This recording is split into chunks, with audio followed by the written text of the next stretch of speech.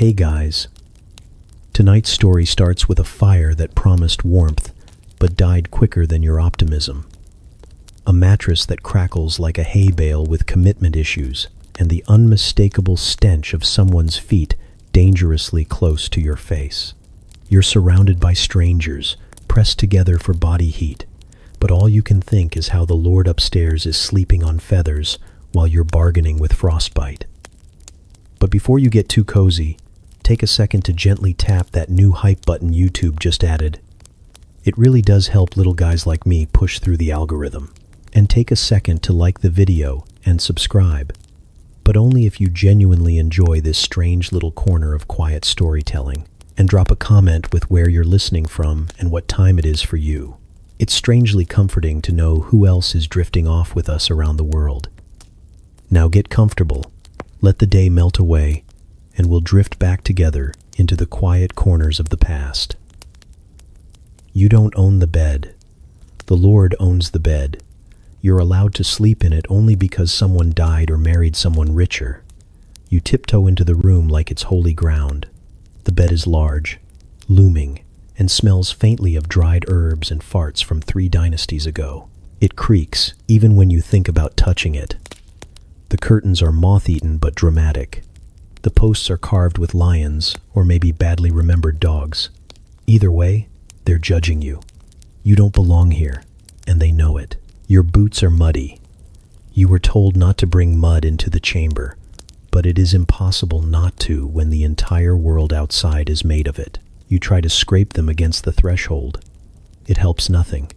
The stone floor has no warmth, no kindness, no forgiveness. Your breath is a visible thing, puffing out in small bursts of hope that someone will take pity and bring hot coals. They won't. The fire has been dead since supper. A single ember glows in the ashes like a dying eye, and even it looks disappointed in you. You consider poking it with the iron poker, but the poker is cold, and your fingers are stiff, and honestly, you're not entirely sure how fires work. There's a pile of what might be wood in the corner, or might be kindling-shaped mushrooms. Either way, it's damp. You stare at the bed like it's a bear you've been asked to cuddle. It is a 4-poster monster draped in faded red velvet that once saw better days and possibly better centuries. The mattress is stuffed with straw and the broken dreams of footmen. It sags in the middle like it remembers who slept here last and is still recovering. The blanket is made of wool, or at least something that once met wool in a dark alley and never looked back. You reach out and touch it. It hisses, or maybe that was your sleeve brushing against your own frostbitten skin. There are 2 pillows. One is hard enough to qualify as a building material. The other is soft in a way that suggests mold. You pick the harder one. If you're going to suffer, it might as well be with dignity. You peel back the blanket and uncover a small spider, curled up like it too has earned this space.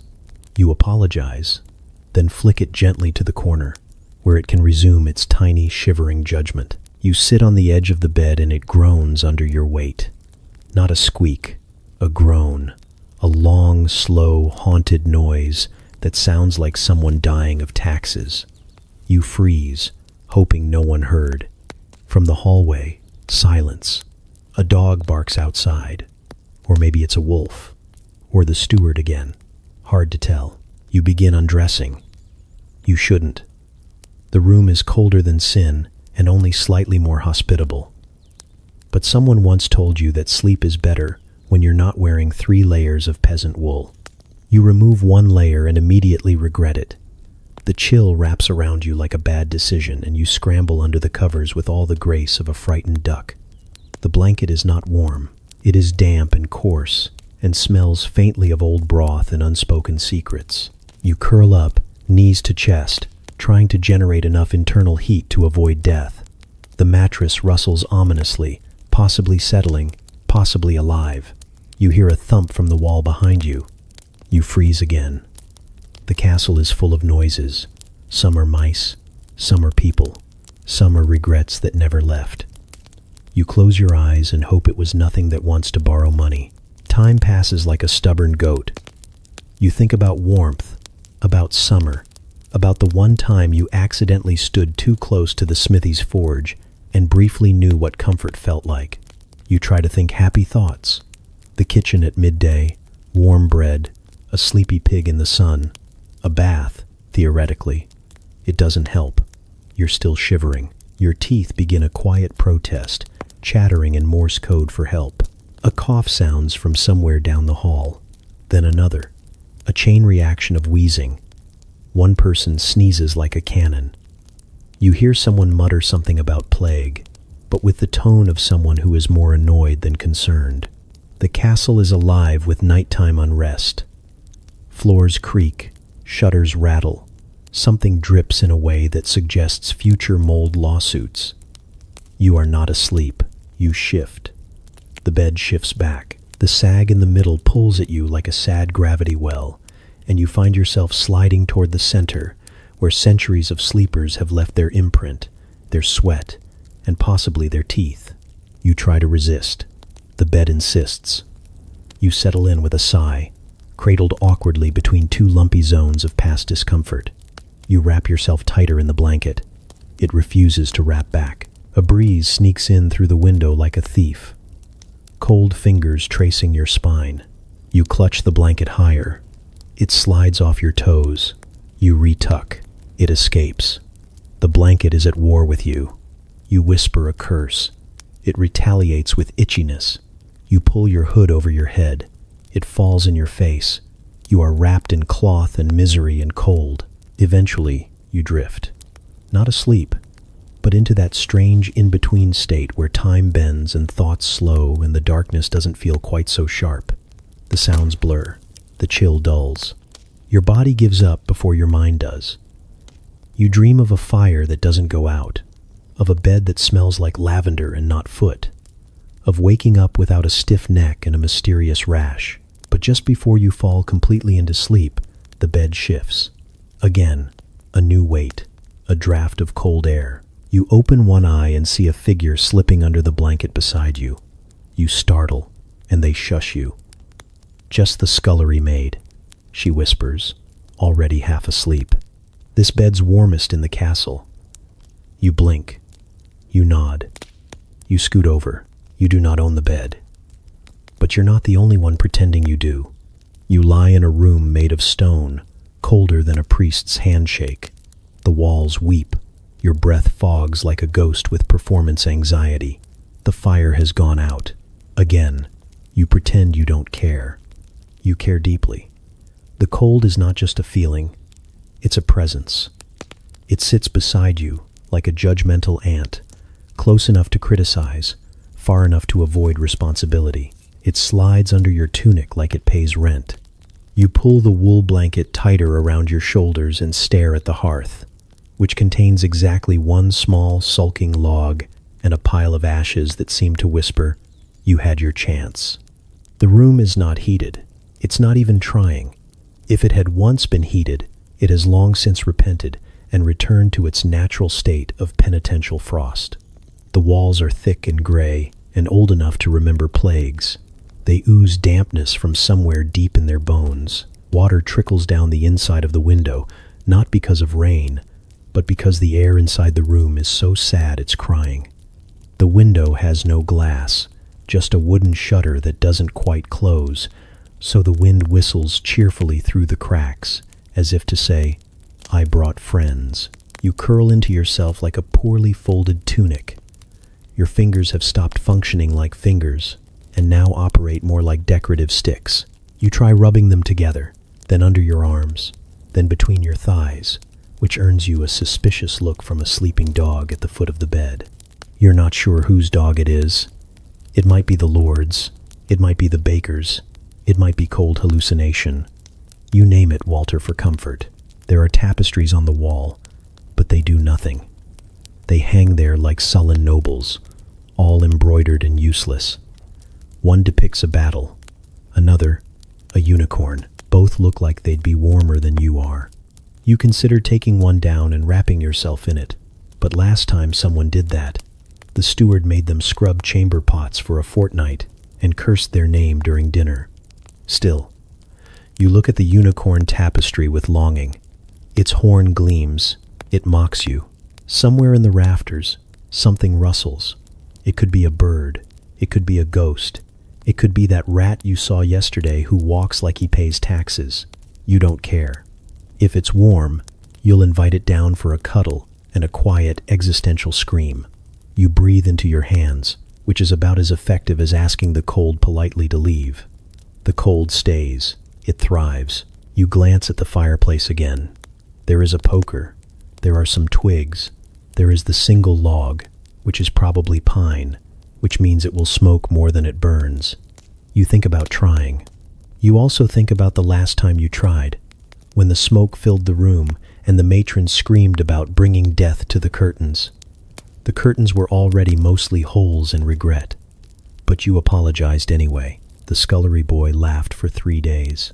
You consider hitting him with the log. Your nose is numb. Your ears are worse. You pull your hat down further until it nearly covers your eyes. Now you can't see, but that's fine. There's nothing to see. Just a bed that resents you, a hearth that's abandoned you, and walls that have probably considered homicide. Your toes are a mystery. You haven't felt them in hours. They may have left. You whisper their names just in case they can still hear you. The dog, Walter, sighs. He lifts his head, looks at you, and then shifts onto your blanket, effectively claiming the one warm spot left. You reach for it. He growls. You yield. The cold teaches you humility. Voices rise from the hallway. Someone has found the wine. Someone else is arguing about apples. There is laughter, sharp and high, the kind that comes from people who are not in your room. You imagine they are near a fire. You imagine they are not wearing 4 layers and contemplating the possibility of freezing mid-thought. You envy them so hard it makes your teeth ache. There is a bed warmer in the corner, an iron pan with a long handle, once used to hold coals and slide between the sheets to heat them. It has not been used in years. The handle is bent. The lid doesn't close. You once tried to use it and almost set your socks on fire. You've been warned not to touch it again. Still, you glance at it now like a forbidden lover. It winks at you. Or maybe you're delirious. You get up. It takes effort. Your knees complain. Your joints sound like a blacksmith's workshop. You shuffle to the hearth and poke at the log. It sulks harder. You add a few twigs. Nothing. You breathe on the ember like you believe in miracles. A faint glow returns. You puff again. Smoke curls up, black and slow. It smells like hope and futility. You sneeze. The ember dies. You return to the bed. Walter has taken your spot entirely. You nudge him. He ignores you. You lie beside him like a disappointed spoon. You tuck your hands under your thighs. You hum a little tune to yourself, something your grandmother sang while kneading dough. It does not make you warmer, but it distracts you from the way your breath is now fogging against your own hat. At some point, you drift into a half-sleep. In your dream, there's a roaring fire, a mug of hot broth, a blanket that covers your entire body at once. You are warm. You are fed. You are wearing socks made of cloud and glory. Then Walter sneezes on your face, and you wake up gasping. The room is still not heated, but you're alive. Mostly, probably. You curl tighter, whisper a few words to the unicorn tapestry for luck, and try to sleep before the cold remembers how to bite harder. The wind rattles the shutter. Walter farts. The night continues. You wake up between a tanner and a man who introduced himself only as Toad. Toad snores in Latin.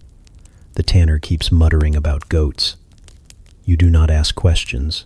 You do not sleep much. There is a distinct smell of onions and old wool. Someone's feet are dangerously close to your head, and they are not clean feet. You try to reposition yourself without waking anyone or inhaling. You fail at both. Toad shifts and lets out a noise that sounds like a drowning hymn. The tanner mutters something about udders and then sighs contentedly, like this is the best sleep he's ever had. You envy his peace. You do not trust it. The bed is wide enough for 2. There are 6 of you. No one knows why. It started with just you and the tanner, who arrived carrying a small bag and a large attitude. Then Toad showed up and simply got in without asking, announcing, "I dream in the language of the saints," which made no one feel safer. Then there was the merchant's nephew, who claimed he was promised a spot, though you're fairly certain he misunderstood the phrase, "any room at all." After that, a woman with elbows sharper than politics slid in at midnight and claimed the warmest part of the blanket like it owed her money. And finally, a silent man wearing a hat indoors and no visible remorse climbed in just before dawn, smelling faintly of beeswax and murder. You're fairly sure you're not supposed to be here either, so you don't protest. Sleeping in a shared bed is standard practice, people keep telling you. For warmth, they say. For community, they insist. Because there's nowhere else, they admit eventually. You miss privacy. You miss silence.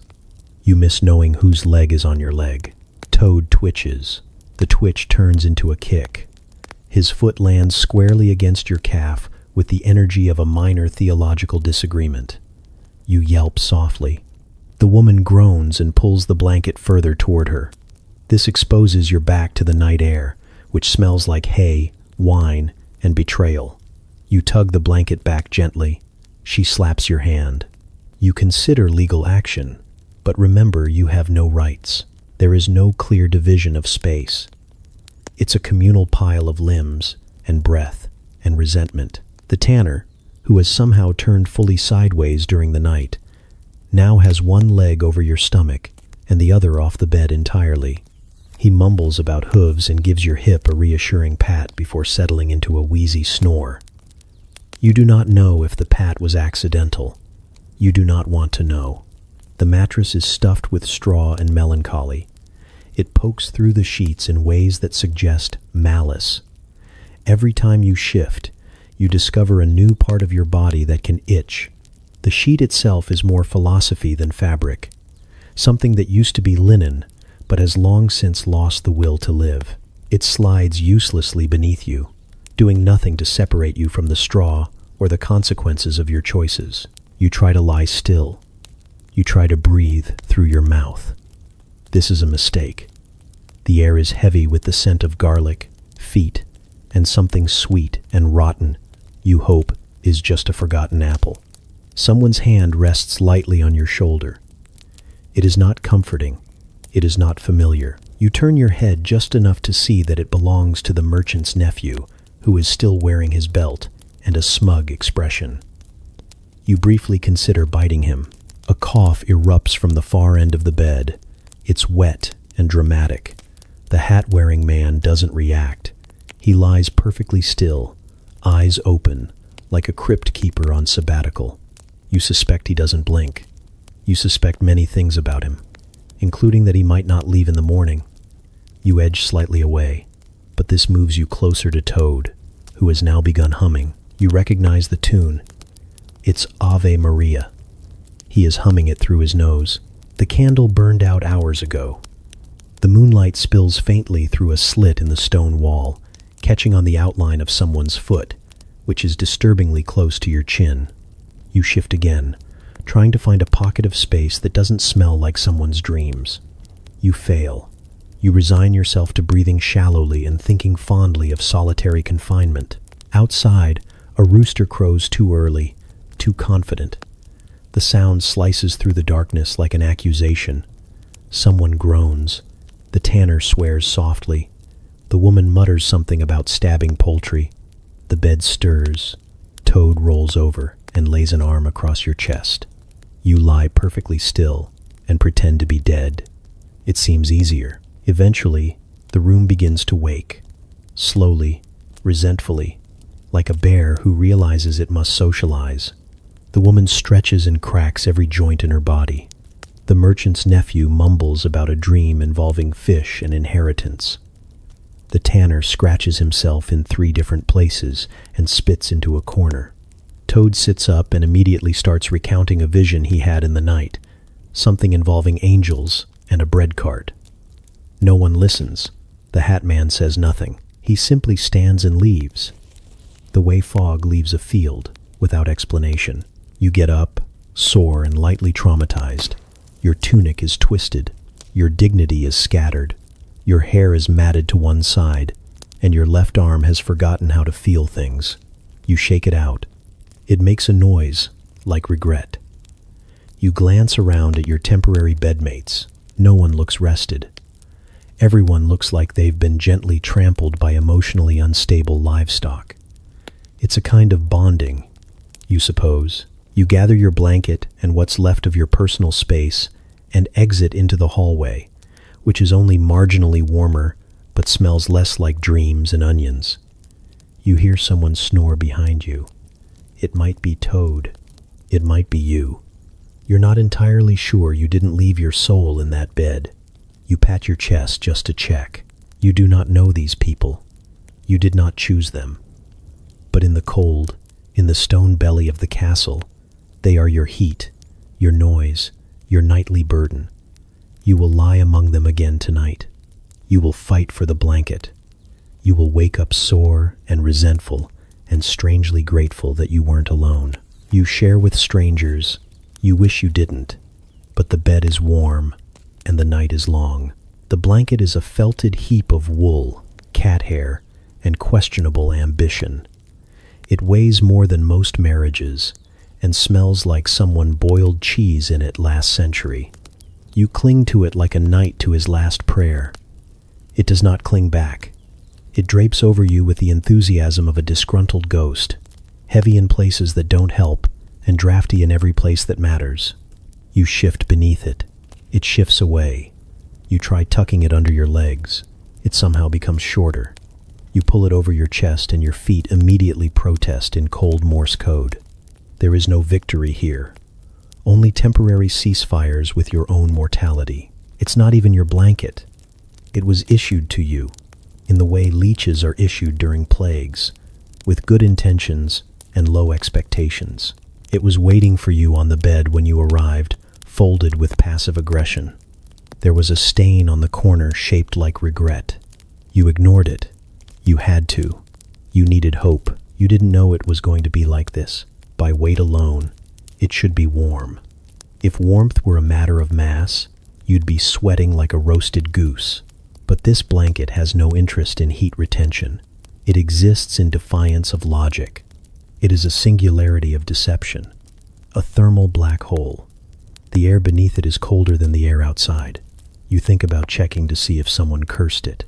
Then you remember the laundry boy whispering to it before he handed it over. You thought he was humming. You realize now he was warning it. You curl tighter, trying to make yourself small. This doesn't help. Your knees poke out. Your shoulders freeze. Your back sweats. The blanket's inner climate is unstable and cruel, like a badly governed kingdom. At one point, it feels warm for 6 seconds. You dare to hope. Then a breeze snakes through the fabric like a petty rumor and chills your spine from neck to butt. You whimper. It laughs. You can hear it. The blanket has opinions. Your bedmates stir. Toad mutters something about beetles. The tanner releases a slow, painful snore.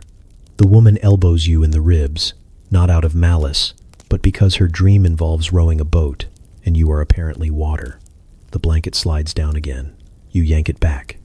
It retaliates by bunching at your hip in a knot that feels legally binding. You lie still, crushed by itchy wool and the creeping sense that the blanket is winning. You wonder who made it, who sat at a loom and thought, yes, this will keep the peasants warm while also slowly destroying their will to live. You imagine a workshop full of itchy fabric and spiteful thread. You imagine a man named Oswin cackling as he weaves a strand of boar bristle through the weft. You hate Oswin. You've never met him, but you want to slap his loom and set fire to his yarn. You want to tell him that his blanket is a betrayal wrapped in lint. You try sleeping on your side. The blanket shifts and exposes your back. You roll to your back. Your feet stick out. You pull your knees up. The corner with the stain flops into your face. You taste centuries. You gag softly. The dog, Walter, watches from the foot of the bed, with the calm judgment of one who has known better blankets. and better people. Someone gets up to relieve themselves. You envy them their courage. The air beyond the blanket is arctic, sharp enough to shave with. But for a brief moment, as they exit, their body heat is released into the room like a blessing. You bask in it. Then it's gone. You are alone again in a blanket that has never loved you. There's a hole in it, near the top, just big enough to mock you. Cold air funnels through like it knows the way. You try covering the hole with your hand. Your hand goes numb. You use your sleeve. It soaks up the damp and becomes colder. The hole wins. The blanket watches. At some point, your body stops fighting. It doesn't get warm, but it forgets how to be angry. You accept the chill. You make peace with the prickle of the wool and the smell of old dairy. You start to dream. Something about fire, or sun, or possibly just a particularly affectionate goat. But the blanket has one last betrayal in store. As you drift off, it slides, slowly but deliberately, toward the floor. You wake with your knees bare and your dignity frozen. You clutch at the blanket, wrestling it like a disobedient rug. It's twisted into the tanner. He won't let go. You yank. He grunts and rolls over, dragging half of it with him. You're left with a corner and a sense of injustice. You wrap the corner around your shoulder. It doesn't reach. You hiss through your teeth and try to summon heat through rage. It does not work.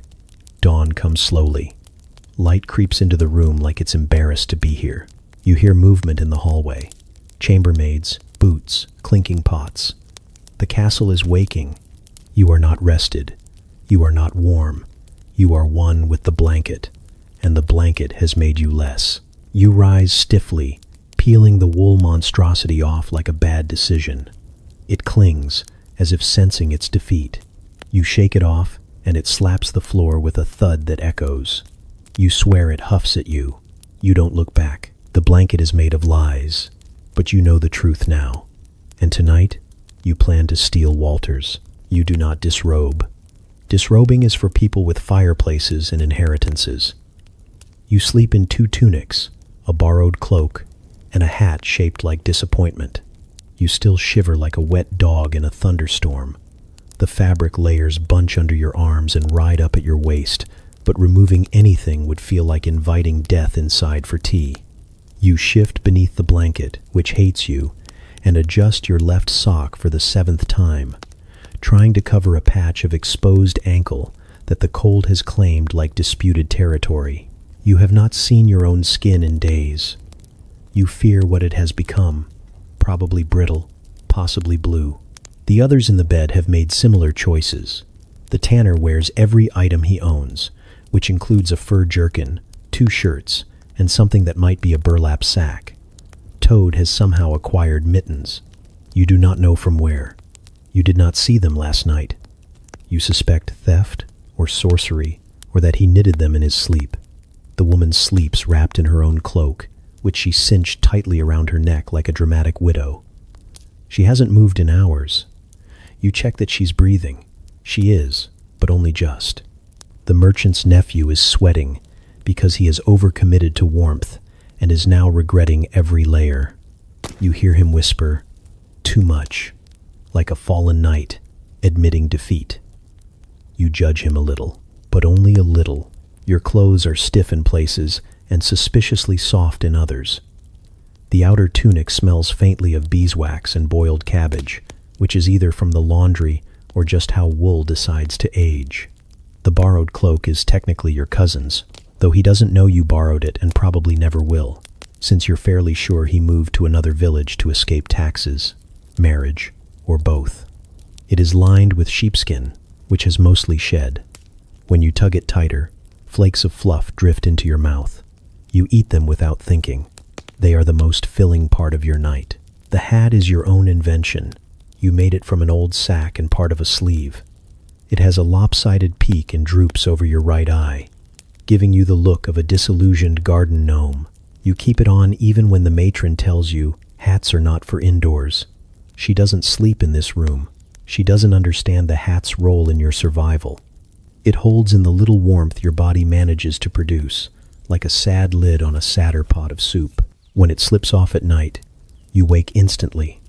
Once, it fell to the floor, and Walter used it as a pillow. You let him. He's been through enough. Sleeping in your clothes means you wake up ready. Ready for what? You're not sure. Possibly plague, possibly chores. But at least you don't have to redress. You simply stand and wobble toward your fate, like a pre-packed meat pie. The downside is that everything you own now smells like you, and not in the poetic, self-aware way.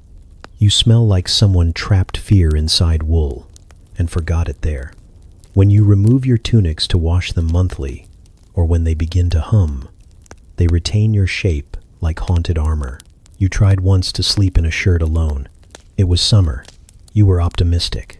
You thought the breeze would be gentle, and that the stone floor would release its chill after sunset. It did not. The night stabbed you in the ribs with ice fingers and whispered about your poor choices. You lay awake until dawn, questioning every decision you had ever made that led to that moment. Since then, the shirt alone has remained a myth, like mermaids or affordable cheese. You are told by nobles that too many layers prevent proper circulation, but nobles also say things like, "Let's hawk at sunrise," and "a boiled egg should be peeled by a servant," so their opinions are suspect. You prefer the opinion of the woman who once slept in 3 tunics and a curtain and lived to tell the tale. She lost 2 buttons and half a toe, but she radiated wisdom. You think of her sometimes, like a patron saint of over-preparation. Sleeping in your clothes also means sleeping with everything you own. Your pouch, your knife, your one spoon, tucked into folds and waistbands, and wherever else you can fit them. You trust no one, not even Walter. Especially not Walter, who once made off with your glove and buried it in the ash pile. You found it 3 days later. It was warmer, yes, but it also smelled like betrayal. Your boots stay beside the bed, not under it, where mice live. Not by the fire, where someone else's boots will multiply and absorb yours by morning. Just beside you, where you can kick them awake if needed. One boot has a hole in the toe. You've patched it with wax and prayer. The other is fine, except for the sole, which is not attached. Together, they make the sound of someone trying not to cry when you walk. It's difficult to sleep deeply in all this armor. Your limbs resist relaxation. Your shoulders tense like they expect judgment. When you do drift off, your dreams involve being smothered by wool or chased by a shirt you forgot to dry. You do not dream of being naked. You wouldn't dare. Even in dreams, the cold finds you, but the layers protect you. Not from the cold entirely. No, the cold still seeps in like gossip, but from the worst of it. From the kind of chill that gets into your lungs and rearranges your soul. You know this, because once, on a dare, you slept in a linen undershirt, and optimism. You almost died. You saw a light. It was the fireplace in the Lord's chamber. You weren't allowed in, but it was beautiful. Now you know better. You sleep in your clothes. You sweat. You itch. You freeze. You live. And that, in this castle, is the closest you get to comfort. No matter where you sleep, a breeze from the latrines finds its way in. It smells like revenge. You turn toward the wall. The wall is not better. The wall is damp and possibly judging you. Moisture clings to the stones like regret. You press your forehead to it anyway, because it's the only surface in the room not currently occupied by limbs or livestock. The wall accepts your suffering but offers nothing in return. It is the emotional equivalent of your aunt at feasts, cool, stony, and vaguely disappointed that you were born. The latrines are down the hall, through a door that creaks like it has secrets, and past the torch that never stays lit. You've never made the journey at night because you value your life and ankles, but their presence is constant. You've never seen them, but you know them, intimately, through smell. Their aroma is a regular participant in your dreams. It drifts in on invisible hooves, lingers in your hair, and settles in the folds of your bedding like a misdelivered curse. No matter how you position yourself, No matter how tightly you wrap your cloak or wedge your hat over your nose, the privy wind finds you. You are not alone in your suffering. Toad talks in his sleep and mumbles about the vapors. The tanner once tried to mask the stench with a dried clove tied to his upper lip, but it fell into his mouth and he almost choked. The woman near the fireplace has developed a technique where she tucks her face into her sleeve and breathes deeply, like she's smelling a pie that exists only in memory. The merchant's nephew simply complains, which is his approach to most things. None of it works. The smell always wins. Sometimes it's faint, like a memory that wasn't yours. Other times it arrives with force, as though catapulted directly from the bowels of the castle. You suspect the wind is sentient.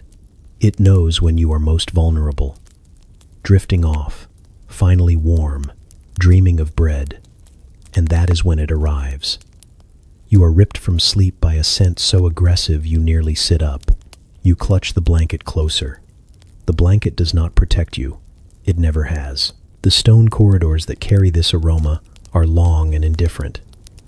You've tried plugging the cracks with straw, wool, even your spare tunic, but the wind merely laughs and reroutes.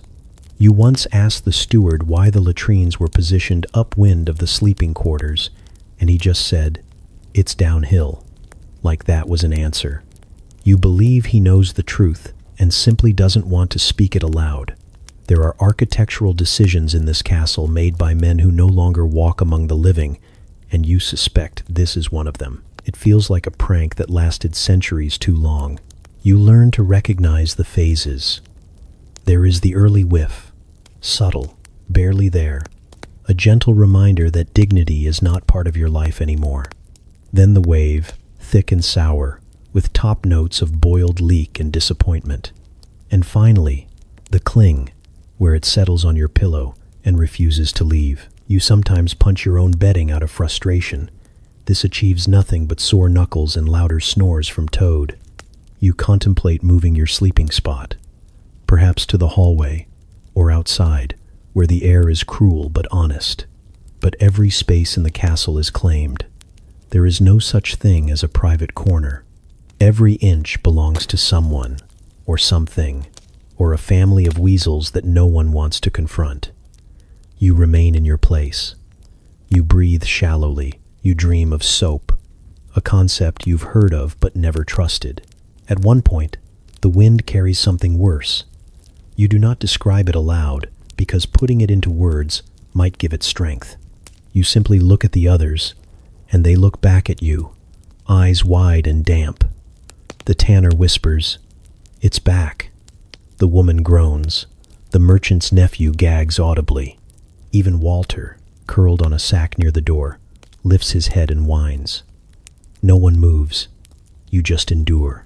There is a theory that the smell is worse in winter because the cold traps it. Another theory claims the smell is the castle's soul leaking out. A third insists it's the fault of the cook's stew and nothing else. You believe all three are partially correct.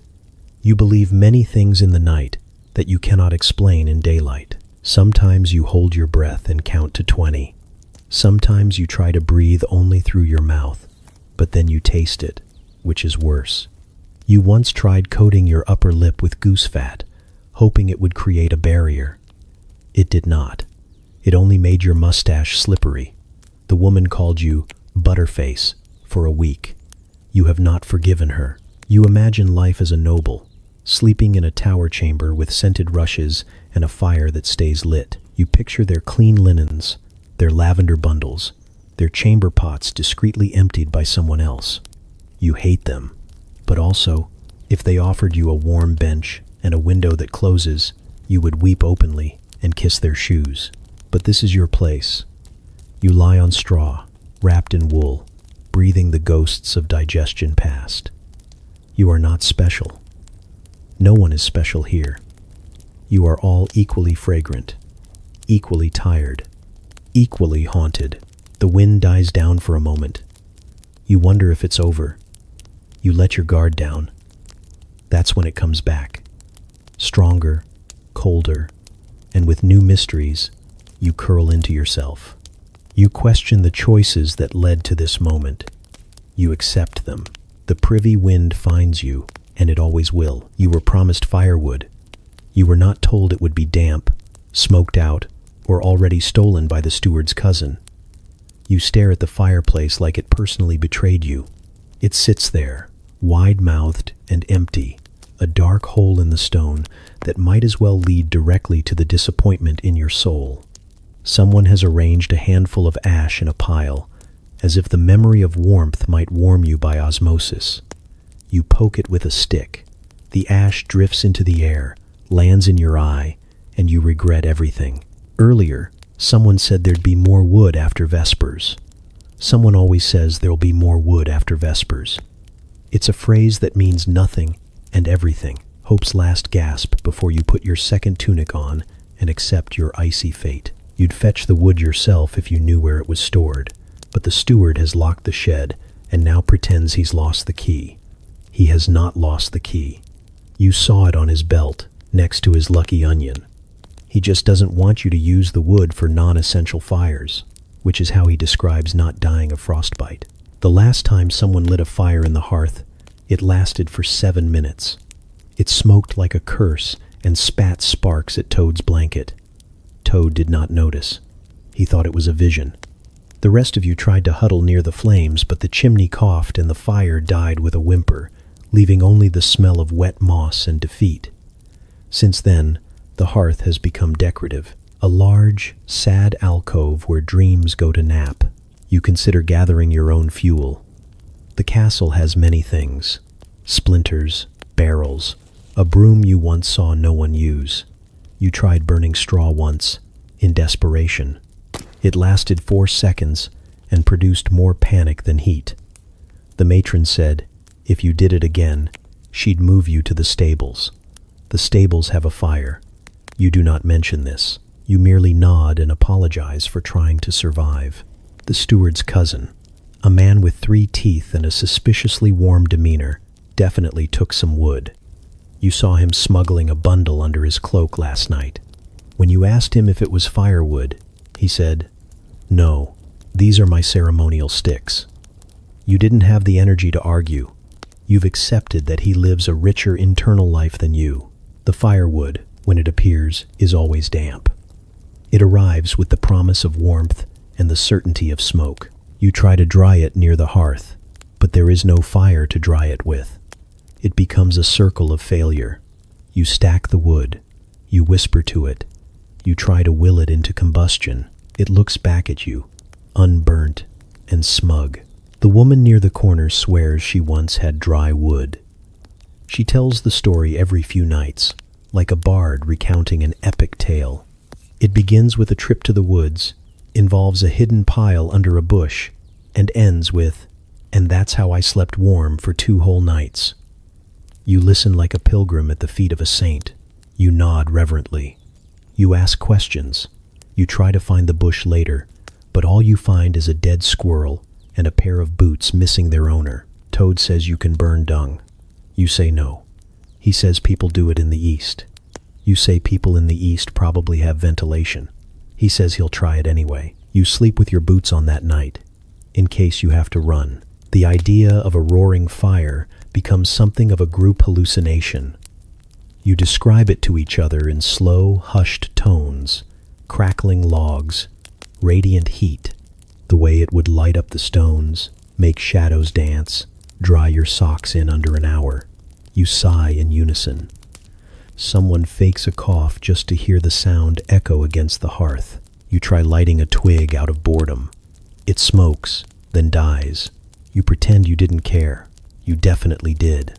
The cloak you're wearing smells of smoke anyway, from a fire you saw 2 villages over. You stood near it for a minute and soaked in the memory. You've been chasing that feeling ever since. Sometimes the steward brings in a log, just one. He places it in the middle of the room like an offering to gods you stopped believing in. No one is allowed to burn it. It's for display. He calls it symbolic warmth. You call it fuel for a future riot. You consider naming it and giving it a tiny scarf, just to cope. You once wrote a poem about firewood. You do not share it. You are ashamed. It rhymed ember with remember, and you were crying when you finished it. The poem now lives in your sock, folded in half, occasionally reread in moments of extreme emotional collapse. It helps. A little. The hearth continues to mock you. You've stared into its emptiness so long, you've started imagining flames, flickering orange ghosts that almost seem real if you squint. You hold your hands out anyway, just in case. Nothing happens. Your fingers remain cold, stiff, resentful. At night, you pull your blanket tight and try not to think of the fire you were promised. The one that was supposed to be waiting. The one you never got. You tuck your hands beneath your arms. You press your knees together. You try to make heat from friction, hope, and sheer audacity. You nearly succeed. But then the wind from the latrine slithers in and steals what little you've built. You glance again at the fireplace, just once before sleep. It's still empty, still cold, still waiting for a fire that isn't coming. Your feet are the coldest part of you. You tuck them under a pigskin rug. The pigskin rug objects. It crinkles with ancient oils and stiff corners and smells like salted meat left too long in a saint's reliquary. You don't know what that means exactly, but your feet recoil. You curl your toes and try to pretend they're not part of your body. It doesn't work. They remain attached and outraged. The chill starts there, at the toes, like it's scouting the landscape. It creeps up the soles, snakes around your ankles, and by the time you feel it bite your calves, it's already plotting a siege against your knees. You lie still, afraid that movement might encourage it, as if the cold is a predator that hunts by tremor. You breathe shallowly. You whisper apologies to your feet. They whisper back, but it's mostly profanity. No matter how many layers you wear, no matter how tightly you bind your legs in wool in desperation, your feet remain a separate, ungoverned region of frost. You've given up on socks. Socks are fiction. They exist for nobles and babies. You once tried to make your own by wrapping cloth around your feet and tying it with string. You ended up with 2 cold sausages and a deep sense of shame. Walter laughed for 10 minutes and still calls you bundle toes. Sometimes you sleep with your feet between someone else's legs. It's not romantic. It's not even kind. It's survival. Toad, who snores through plague and prayer, has surprisingly warm thighs. You discovered this by accident during a particularly brutal night, when instinct led you there like a salmon returning to a stream. He grunted but didn't move. You remained for hours. In the morning, you didn't speak of it. You still don't. But you nod at each other with the solemnity of shared trauma. The pigskin rug has become your nemesis. It was once part of a pig named Bernard, according to the matron who says things you didn't ask to hear. Bernard was a noble beast. Now he is stiff, shiny, and oddly damp in the middle. The rug was supposed to be decorative, a gift from the steward's mother who believed in aesthetics but not ventilation. No one wanted to ruin it, so no one uses it, except you, who ruined it with your freezing toes and absolute lack of shame. At night, you sneak it under the blanket. The blanket does not appreciate it. A tension forms. The blanket tries to edge it out, while your feet play mediator, trapped in a turf war of warmth. The rug crackles every time you move. You pretend it's a pleasant fire. It's not. It's just Bernard, reminding you that comfort is an illusion. You consider other options. Sleeping with your feet near the hearth. The hearth is empty. Sleeping with your feet near the dog. The dog is gone. He left when the merchant's nephew tried to brush his teeth with beef tallow and got some in the dog's eye. You could sleep with your feet wrapped in cabbage leaves. You heard someone did that once, and lived. But you've eaten all the cabbage. Now there's only regret. There's a story the older woman tells about a boy who wrapped his feet in bread dough and baked them near a dying fire. She says he married a princess. You suspect that's a lie, but you still think about the dough. Warm, pliable, risen with yeast and hope. You wonder if you could barter for some. You imagine showing up in the kitchen at midnight, eyes hollow, voice trembling. It's not for eating, it's for the toes. You would be beaten with a ladle. It might be worth it. You try friction, rubbing your feet together like sad, hairless crickets. You build no heat, you build frustration. The motion disturbs the tanner, who moans something about goats and kicks you in the shin. You yelp, you clutch your leg, you envy the goats. You have never seen a cold goat. You try elevation, propping your feet on a sack of barley that someone swore was dry. It's not. It seeps through your cloak and chills you from a new angle. You remove your feet, apologize to the barley, and accept your fate. The others have no better solutions. The merchant's nephew claims he no longer feels his feet at all, which he says is a sign of strength but might actually be nerve damage. The woman by the wall has wrapped her feet in pages from a ruined prayer book. She says the words keep her warm. You think the warmth is mostly ink and blind faith. Walter wears shoes to bed. No one questions him. He has the look of a man who has seen too much. One night, in a moment of raw genius, you attempt to sleep sitting up. You wrap your arms around your knees, bury your head, and pretend to be a bundle of laundry no one wants to touch. It works for 12 minutes. Then your back locks, your neck spasms, and your feet rebel. They have grown colder in the darkness, as if they've made a deal with winter. You lie down again. You whimper once.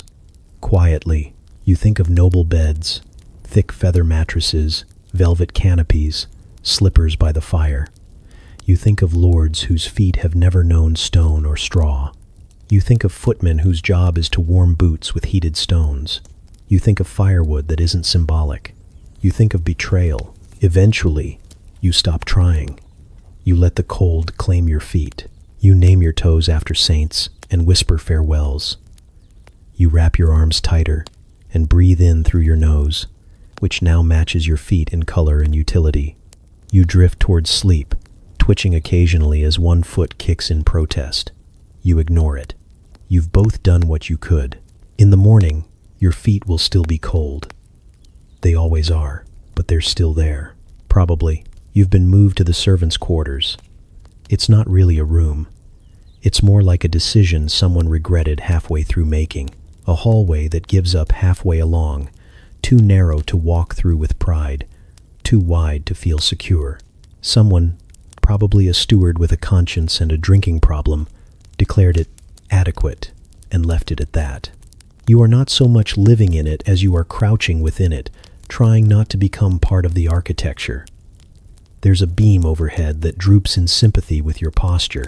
You don't know if it's structural or just bored. The draft lives here. Not visits, not drifts through, not knocks politely and leaves. It resides here. It has unpacked its belongings, set up a cot, and now roams freely from floor to ceiling like an invisible cat with boundary issues. It enters your sleeves without warning, snakes into your collar, curls up behind your knees like a jealous ghost.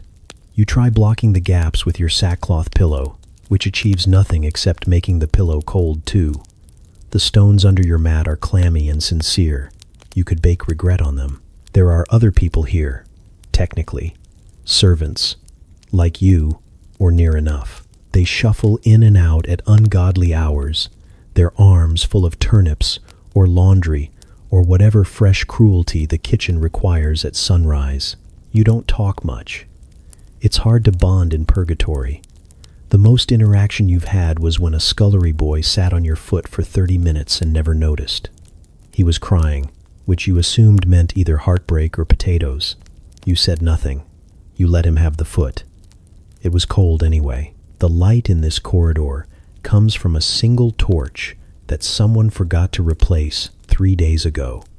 It flickers like it's trying to escape the wall. At night, it dies entirely, and you navigate by memory and the occasional shriek when you kick someone's bucket of eels. There are always eels. You've never seen anyone eat them. You suspect the eels are simply here now, like the draft, like you. No one chose this. It just happened. You whisper goodnight to a rat out of courtesy. You've named it Henri. Henri is the only consistent presence here besides the mold. He's large, brazen, and has a limp that makes him look philosophical. Sometimes he brings friends. You nod at them. They nod back, probably. You don't make eye contact. This is their home, really. You're just squatting in it. Your blanket no longer reaches your shoulders if you want it to cover your feet. You play a game every night called Who Do I Hate More, My Neck or My Toes? The answer changes depending on the wind direction. You've tried lying diagonally. You've tried curling like a question mark. You've tried stuffing your head into your tunic like a terrified turtle. The result is always the same. You are uncomfortable, and the blanket smells faintly of brine and dishonesty. The wall beside you is leaking again. It doesn't leak water. It leaks feeling. Dampness with intent. The kind that seeps into your dreams and whispers things like, "You'll never be warm again," and "Your cousin was right about you." You press your back against it anyway, because it's either that or sleep next to the bucket. You tried the bucket once. You woke up damp and questioning your value as a person. You haven't made that mistake again. Someone snores 3 doors down, though you're not sure where the doors are. There are curtains in places where doors should be, and some of them lead to actual rooms. You assume the people behind them have firewood, or at least less wind. You fantasize about switching places with them, just for one night. You'd leave a polite note. You'd make your cot smell neutral before leaving. But you know that's not how the castle works. You're in the hallway now. You're hallway people. The fleas here are different. They seem confused, as if they've migrated from warmer hosts and now regret everything. They leap without enthusiasm. You watch one jump onto your sleeve, pause, and leap right back off again. You feel a sense of kinship. You, too, have made bad choices. In the early hours of the morning, when the world is silent except for distant coughing and the occasional clatter of a chamber pot lid, you imagine what it might be like to sleep in a bed with corners. A bed not shaped like guilt and fatigue. A bed with a mattress made of something other than oat husks and betrayal. You imagine a room with a door, a latch, maybe even a hook for your cloak. You allow yourself to dream briefly of warmth. Then someone slams a cupboard and you jolt back into your reality.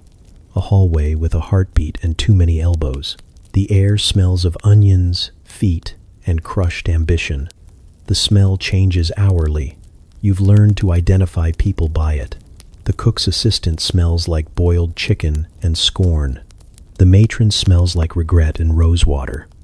You, apparently, smell like dust with opinions. That's what the steward's cousin said anyway. You pretend not to care. You care a lot. You almost wept into your porridge when he said it. You wonder how long you'll be here. They said just for a bit when they moved you. A temporary arrangement, they said, as if anything in the castle isn't temporary unless it's cold. You haven't seen the person you replaced. You suspect they either moved up in the world or were absorbed into the floorboards. Either way, they are free. You envy them. You lie back against your mat. You exhale. The air curls back into your nose, heavy with mildew and possibility.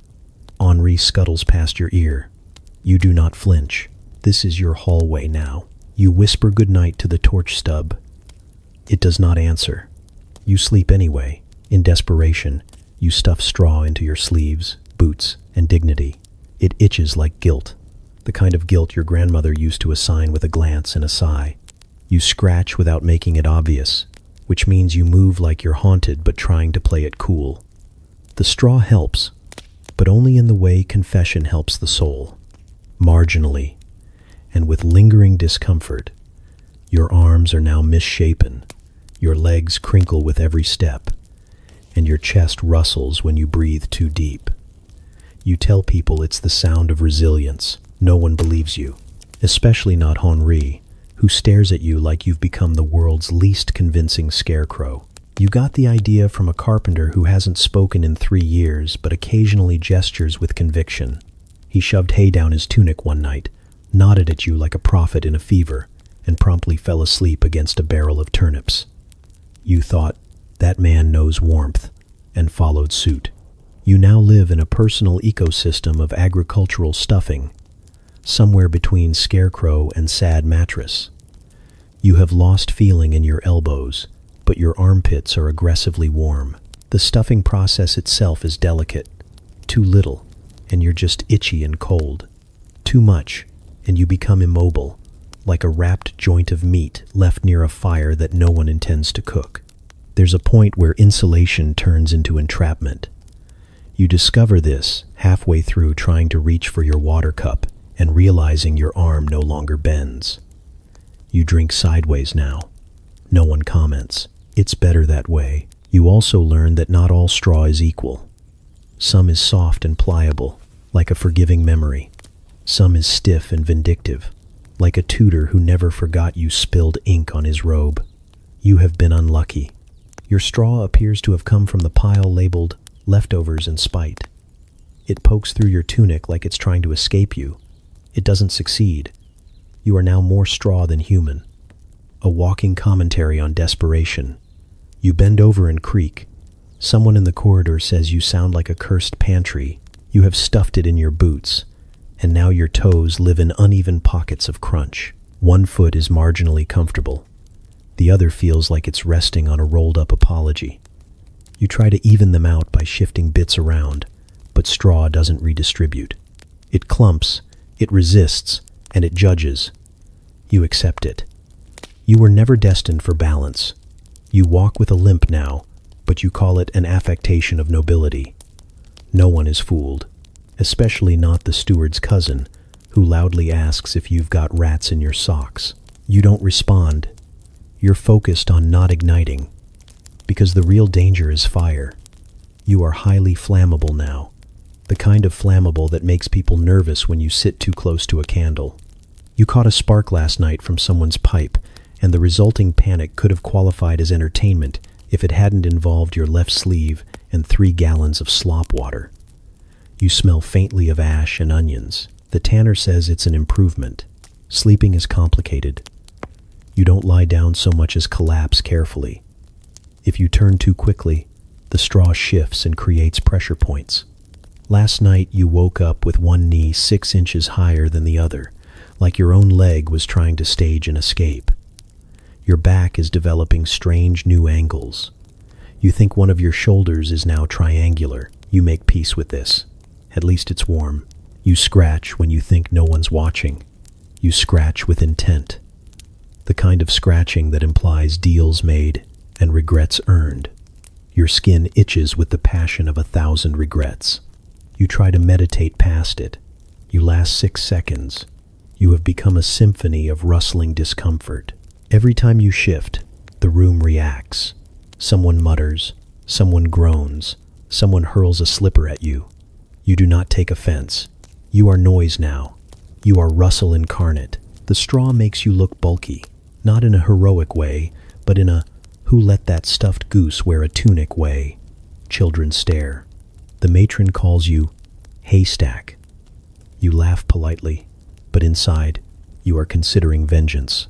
Or at least a mild prank involving her laundry and 2 aggressive squirrels. But revenge requires energy. You barely have enough strength to maintain your straw containment. One wrong movement, and it bursts out of your collar like a botanical confession. You tried to sit next to the fire again. You forgot the rules. The steward nearly tackled you. He shouted something about flammable vagrants and not again. You weren't listening. You were staring at the logs. Real, dry, honorable logs. You whisper to them sometimes. They don't answer, but you think they feel your yearning. The straw does not. It mocks you with every scratch. One night, you dream you are a pillow. People rest on you. You are soft, needed, warm. You wake up and realize you are none of those things. You are itchy, loud, and vaguely uneven. Henri is nesting near your ankle. You don't blame him. You are very nestable now. You offer no resistance. You just sigh and sink back into your personal compost heap. Eventually, you begin to forget what it felt like to be smooth, to be unpadded, uncrackling, unjudged by rodents. You are straw now. You accept this truth. You walk with purpose, even if every step sounds like autumn in pain. You speak less, because you've realized words don't help you scratch your own back. You move slowly, deliberately, because speed is the enemy of insulation. You tell people it's the sound of resilience. You say it with your chin up, even if the straw pokes it. You say it because no one else will. Because in a castle built on drafts and damp, sometimes you have to choose between your dignity and not freezing to death. You chose straw, and you stand by it. Mostly, there is no true silence. Not in the castle, not in the hallway, not in your bones. You once believed in silence the way a child believes in dragons. Fervently, foolishly, and with full-body commitment. Now you know better. Silence is a bedtime story for the wealthy, the kind of thing they tell themselves after polishing their goblets and extinguishing candles with silver lids. Down here, in the bowels of the castle where the air hangs heavy with mildew and missed opportunities, there is only the long, wheezing opera of people trying not to die inconveniently. Someone is always awake. They might not be moving, or talking, or even thinking with clarity, but they are awake in the same way a tree is still alive after being struck by lightning. There's the cook's apprentice who sleepwalks but insists he's praying. There's the old scullion who mutters confessions to long-dead chickens. There's the boy in the corner who has hiccuped for 3 days straight, and no one knows why. You've considered diagnosing him with a demon, but frankly, it seems rude to interrupt.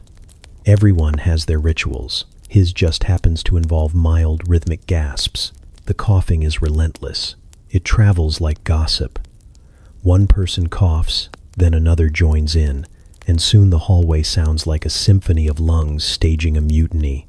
You don't know who started it. You don't know who will end it. You just lie there, counting the seconds between barks, wondering if there is a prize for most persistent phlegm. You hope there is. You hope the winner gets a blanket that doesn't smell like goat panic. Then there are the prayers. Short, sharp, whispered into the air like bribes. Some are muttered through gritted teeth, others sung with the sincerity of a child trying not to get in trouble. One man, possibly a monk, recites psalms with the cadence of someone being chased. He does this every night, in Latin, though you're fairly sure half the words are made up. Last night he accidentally summoned the name of a local pig. The pig showed up. The dog howls from somewhere outside. You've never seen it. No one has. It is the voice of the void, the echo of an ancient canine who disapproves of your life choices. Its howl is long, mournful, and oddly judgmental. It rises just when you think the world might be still, cuts through your flimsy straw armor, and sets your teeth vibrating with ancestral shame. You howl back once, in jest. The dog goes silent. You haven't tried again. Someone farts. They do not apologize. They do not shift. They simply exist in the audacity of what they've done. You hear the fart, then a pause, then a quiet amen. You assume it was the monk, or possibly the pig again. You stop asking questions. You lie on your back, blanket clutched to your chest, body curled into a shape that suggests remorse. Every creak of the walls feels like a prophecy. Every shuffle of a fellow servant reminds you that you are not alone, and not in the comforting way. You are surrounded by the restless, the cursed, the mildly gassy.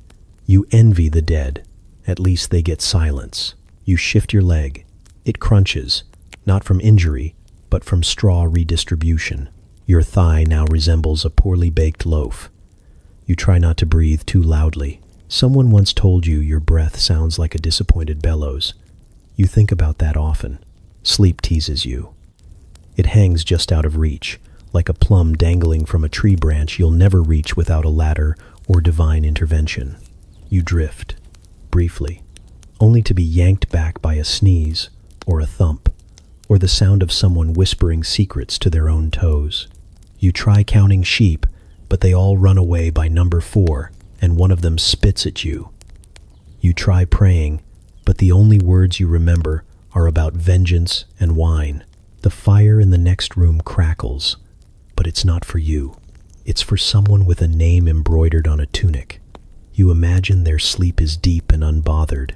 You imagine their bed is not shared with 6 half-conscious strangers and 1 extremely bold rat. You wonder what it would be like to wake up rested. You briefly believe in reincarnation. The girl next to you talks in her sleep. She debates the price of carrots. Last night she proposed to one. You hope it said yes. She seems lonely. You've learned to identify people by their night noises. There's the old washerwoman who hums sea shanties whenever she dreams. There's the stable boy who kicks like he's still chasing geese. There's someone who occasionally weeps and denies it with such speed that you suspect it might be you. You've stopped trying to unravel the soundscape. It's too layered, too surreal, like sharing a bed with 5 plays and a windstorm. At some point, you stop chasing silence. You accept the noises the way you accept the draft, the itching, the loss of personal space. They are part of the experience, part of what keeps you tethered to this strange, smelly world. You begin to find a rhythm in it, the way the moans follow the clatter, the way the snore blends into the whistle of the wind. It's not peace, but it is something. The bell tower strikes a note that doesn't exist on any scale, a single, dissonant clang that lets you know it is somehow still not morning. You sigh.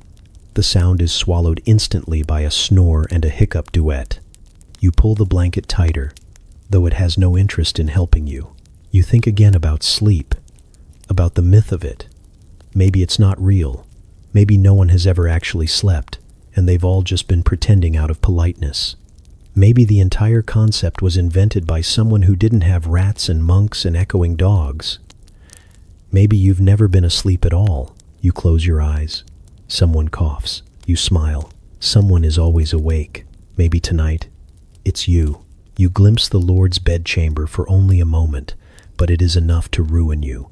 The door swings open as the steward rushes past, holding something brass and steaming, and for that brief, traitorous second, your eyes drink in the scene like a man crawling through a desert finds a tavern.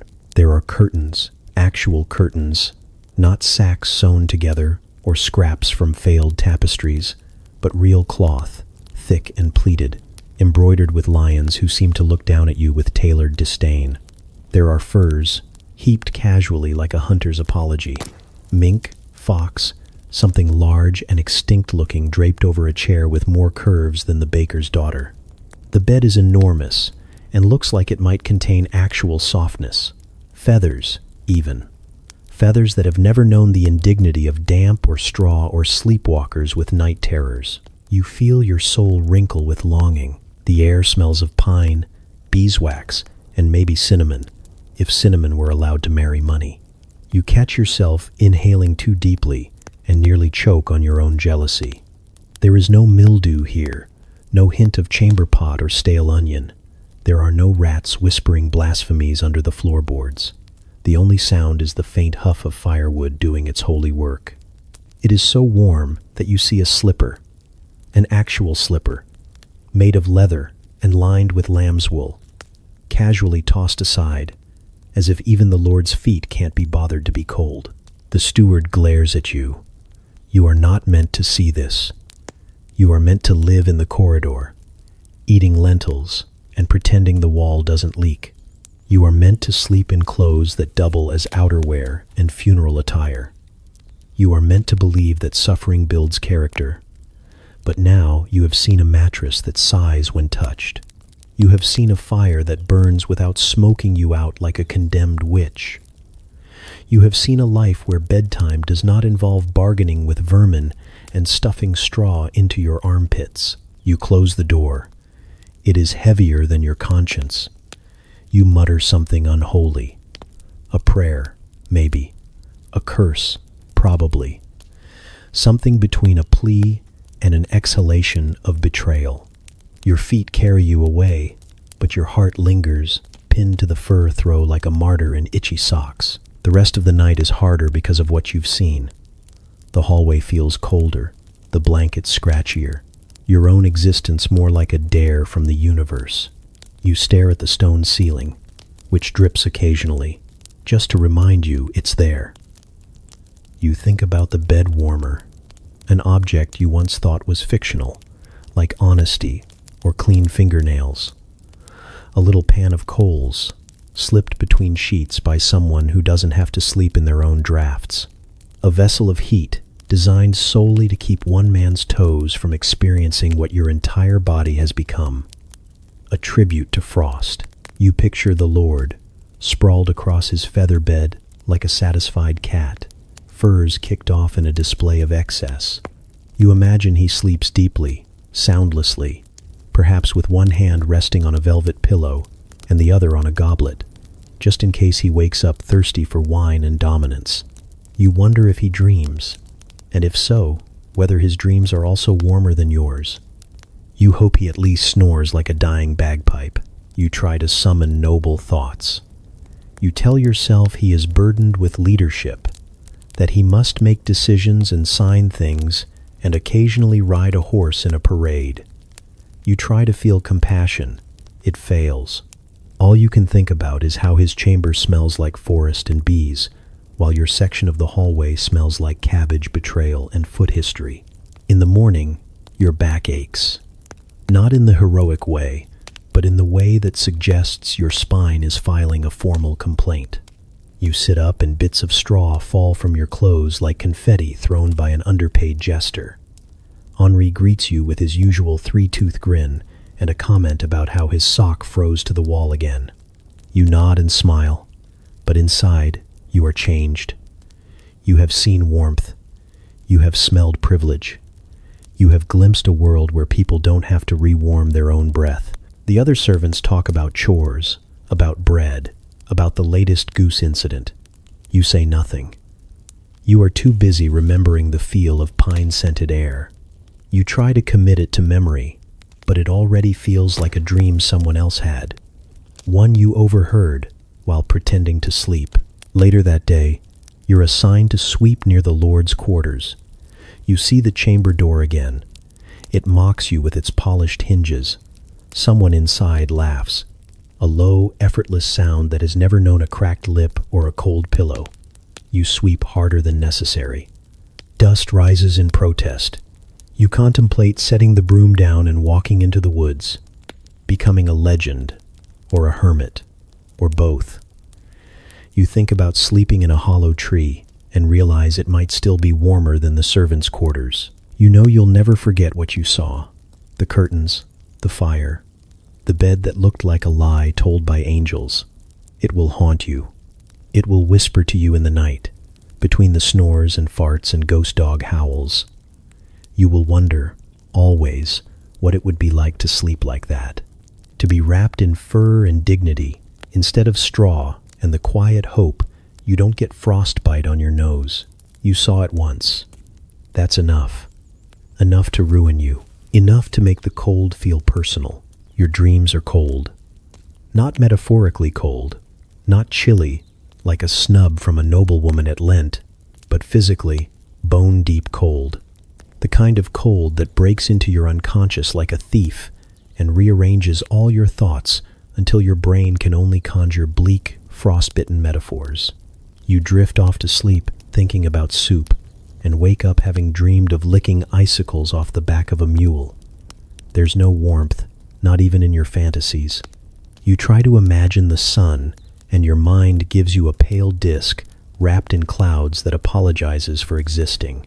You used to have dreams of spring. Now you dream of not dying before morning. In tonight's installment of Subconscious Misery, you are riding a sleigh made of stale bread crusts across a moat that freezes beneath you as you move. The sleigh creaks, because even your dreams have budget constraints. You are wearing 3 mismatched socks on your hands and a hat shaped like despair. A goose flies overhead and honks something judgmental. You cannot respond because your mouth is full of snow and regret.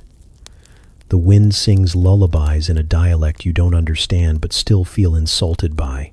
You try to steer the crust sleigh, but it dissolves beneath you, and you plummet into a moat of something slushy and suspiciously onion-scented. You fight your way out, climb up the ice bank, and are immediately challenged to single combat by a snowman made entirely of debt. It has buttons made from old tax scrolls and eyes like coin purses that have never been full. It wields a sword made of unpaid tithes and the ghost of a cancelled dowry. You duel with a broom. Your blows thud into his frosty torso with all the weight of a disappointed uncle. You lose, obviously. He knocks your broom away and tells you that fiscal responsibility is for people with shoes. Then he melts, because even debt in dreams has the decency to disappear eventually. You wake up with your face stuck to your pillow. This is not a poetic expression. You have drooled in your sleep, and the drool has frozen solid, gluing you to the fabric with the adhesive force of winter's cruelty. You tug. It does not budge. You try again, this time with a twist, and feel the slow, tearing peel of your own skin, separating from the linen like cheese from a cold plate. It is not the most painful thing that's ever happened to you, but it ranks. The blanket has migrated in the night. It now covers your left knee and the foot of the man next to you, whose name might be Martin or possibly Bucket. You reclaim it with the stealth of a burglar and the desperation of a freezing poet. The blanket resists. It has grown fond of Bucket's foot. You assert dominance by muttering threats, which is enough to scare neither the blanket nor the foot, but makes you feel better. Your breath comes out in little puffs that hover in the air before giving up. You exhale dramatically just to see if the mist forms any interesting shapes. It does not. It forms something vaguely like a sad duck, and then vanishes. You're not sure what time it is, but your toes have turned into metaphor, and your fingers have all decided to go their separate ways emotionally. You pull your arms in tighter and tuck your hands into your armpits. It doesn't help, but it does give you something to do. Around you, the world remains asleep, or something adjacent to sleep. There are groans, snores, a soft whimper that may come from the rat in the corner, or the man dreaming about being chased by poultry. Someone murmurs something about pickled beets. You close your eyes again, not because you expect rest, but because you hope to escape back into the nonsense blizzard of your subconscious, where at least the snowmen have names and the wind doesn't smell like feet. This time, your dream starts in a cathedral made of icicles. The choir is singing, but they're off-key, and all of them are goats. You're dressed as a bishop, but everyone keeps calling you Margaret. You nod politely and continue with the sermon. The altar melts mid-blessing and reveals a boiling pot of stew. You reach for it and wake up instead, hand outstretched toward nothing but cold air and the vague sense that you used to believe in summer. Your joints snap when you move. It sounds like applause, which is the closest thing to encouragement you'll get before breakfast. You sit up slowly, partly because you don't want to wake anyone, and partly because your spine has formed a union and requires negotiation. The air tastes like someone's breath from yesterday. You inhale it anyway. Oxygen is oxygen. Your shirt has frozen in 3 places. You decide to pretend it's a design choice.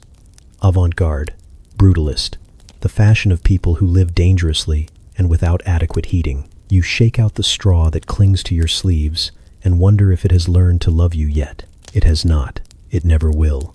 Straw has no loyalty.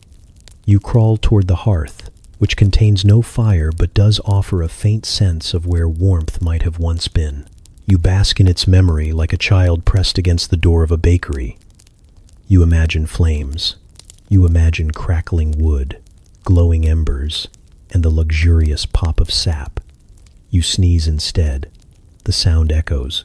Someone stirs and farts in response. You accept this as a greeting. The dream still lingers. You can feel the snowman's eyes watching you from the folds of your memory. You think about what he said. You wonder if you'll ever not owe someone something. You wonder if warmth is always going to be conditional. You sigh, and it comes out in a cloud that looks like surrender. You wrap yourself in the blanket, such as it is. It smells like goat and dust and old soup, but it's better than frostbite. You lie back down and close your eyes, just for a moment. Maybe you'll dream again. Maybe you'll win this time. Maybe the snowman will have a coupon. Maybe the sleigh will hold together. Maybe this time you won't drool ice. You sneak into the kitchen because nothing else has worked, and desperation makes poets and criminals of us all. It is late, or early, depending on whether you're an optimist a baker, or a ghost. The hallway has gone quiet, except for the wind crawling through cracks and making statements about your life choices. You hold your breath as you ease the door open, praying it doesn't creak like it usually does, like it's auditioning to be a haunted violin. It doesn't. A miracle. The kitchen lets you in, like it half remembers you from a past life when you weren't a human icicle. It's dark, but not unfriendly. The dying embers in the hearth glow faintly, like an old man reminiscing about a party that ended 3 decades ago. There is warmth, not a lot, but just enough to make your nostrils twitch and your heart do that thing where it briefly considers hope. You cross the stone floor, avoiding the sticky spot where something exploded last feast day and was never spoken of again. The air smells like soot and flour and ambition that gave up. The coals are still warm. You kneel by them like a pilgrim. You press your hands close, not too close. You remember what happened to Toad and his enthusiastic elbow. The heat seeps in slowly, like gossip, creeping into your fingers and radiating up your arms. You nearly weep. It is the first time in weeks your bones haven't felt like hollow icicles pretending to be human. You curl closer. You stretch out, careful not to smother the last coals into smoke and betrayal. The floor is hard, yes, but hard is familiar. Hard is survivable. Cold is not. Then you see the cat. It is sprawled in the corner like royalty gone rogue, half in shadow, half in smugness. It's orange, or possibly gray, depending on how much ash it has rolled in. It lifts its head and looks at you like you've interrupted a sonnet. You freeze, out of habit and respect. The cat considers you. Its eyes gleam with the kind of intelligence you don't trust. You nod. The cat blinks slowly. A contract is formed. You inch toward it, palms up, like a supplicant or a man who has tried everything else and finally turned to felines. The cat watches you with the apathy of a saint who's heard this prayer before. You lie down next to it, not touching, not assuming. You understand the rules. You are allowed to exist near the cat. That is the extent of your privilege. To your astonishment, the cat shifts slightly and presses one warm flank against your side. You nearly collapse from the joy of it. It's warm, radiantly warm, like it swallowed a small sun and is now moonlighting as a miracle. You adjust the scrap of blanket you brought, like a pathetic flag of surrender, and wrap it around yourself and this glorious beast who may or may not be divine. You fall asleep like a man entering a holy trance. When you wake, the kitchen is brighter. The coals are dead, but not you. The cat is gone, leaving only a faint impression in the ash and a few hairs on your tunic that you will never remove out of reverence. You feel okay, not good. Let's not get ambitious, but less like a dying leaf and more like a damp one. Your limbs move without complaint. Your nose is still attached. You may even have drooled a little, which means your face wasn't frozen shut. Progress. Then you realize you are covered in ash. Your left sleeve is streaked with soot. Your face feels grainy, like someone powdered you with chimney sadness. There is a black smudge on your cheek and something in your hair that might be flour, or possibly something less charitable. You brush yourself off, which only spreads the evidence of your survival strategy across a broader surface area. You now resemble a disgraced chimney sweep or a particularly tired ghost. You look around, but no one has seen you, or if they have mercifully decided to ignore it. You add this to your list of reasons to be grateful, right underneath cat warmth, and above, no new frostbite.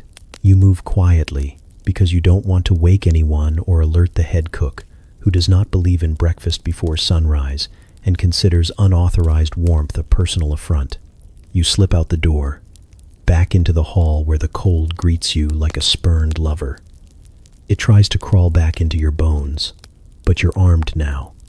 You have traces of heat clinging to your skin. You have ash and memory and a sense of feline approval. Someone passes you in the corridor and gives you a look. It says, You smell like burnt bread, and your hair is smoking. But they say nothing. You nod politely and continue walking. You know the truth. You found the warmest place in the castle last night, and it purred. Later, someone mentions that the kitchen cat doesn't like people, that it once bit the steward for reaching too close, that it's been known to vanish for days and return with smugness and blood on its whiskers. You say nothing. You smile a little. You understand now that the cat chose you, that, for one night, you were deemed worthy of its heat. You will not speak of it out loud. You will carry it with you like a secret hearth. That evening, when the wind returns with its usual threats and your sleeping space feels like a dare from the gods, you think about sneaking back to the kitchen. You picture the coals, the floor, the cat, but you hesitate. Miracles are not to be asked for twice. You lie down where you're supposed to. You pull your blanket over your head and let the ash still in your clothes be your shield. You sleep. Not well, but not cold. You don't know the healer's name. Nobody really does. They just call her Maud, or Old Maud, or sometimes, don't let her touch you with that. She appears in the corridor sometime after the third frostbite incident, and just before the cook declared the lentils haunted.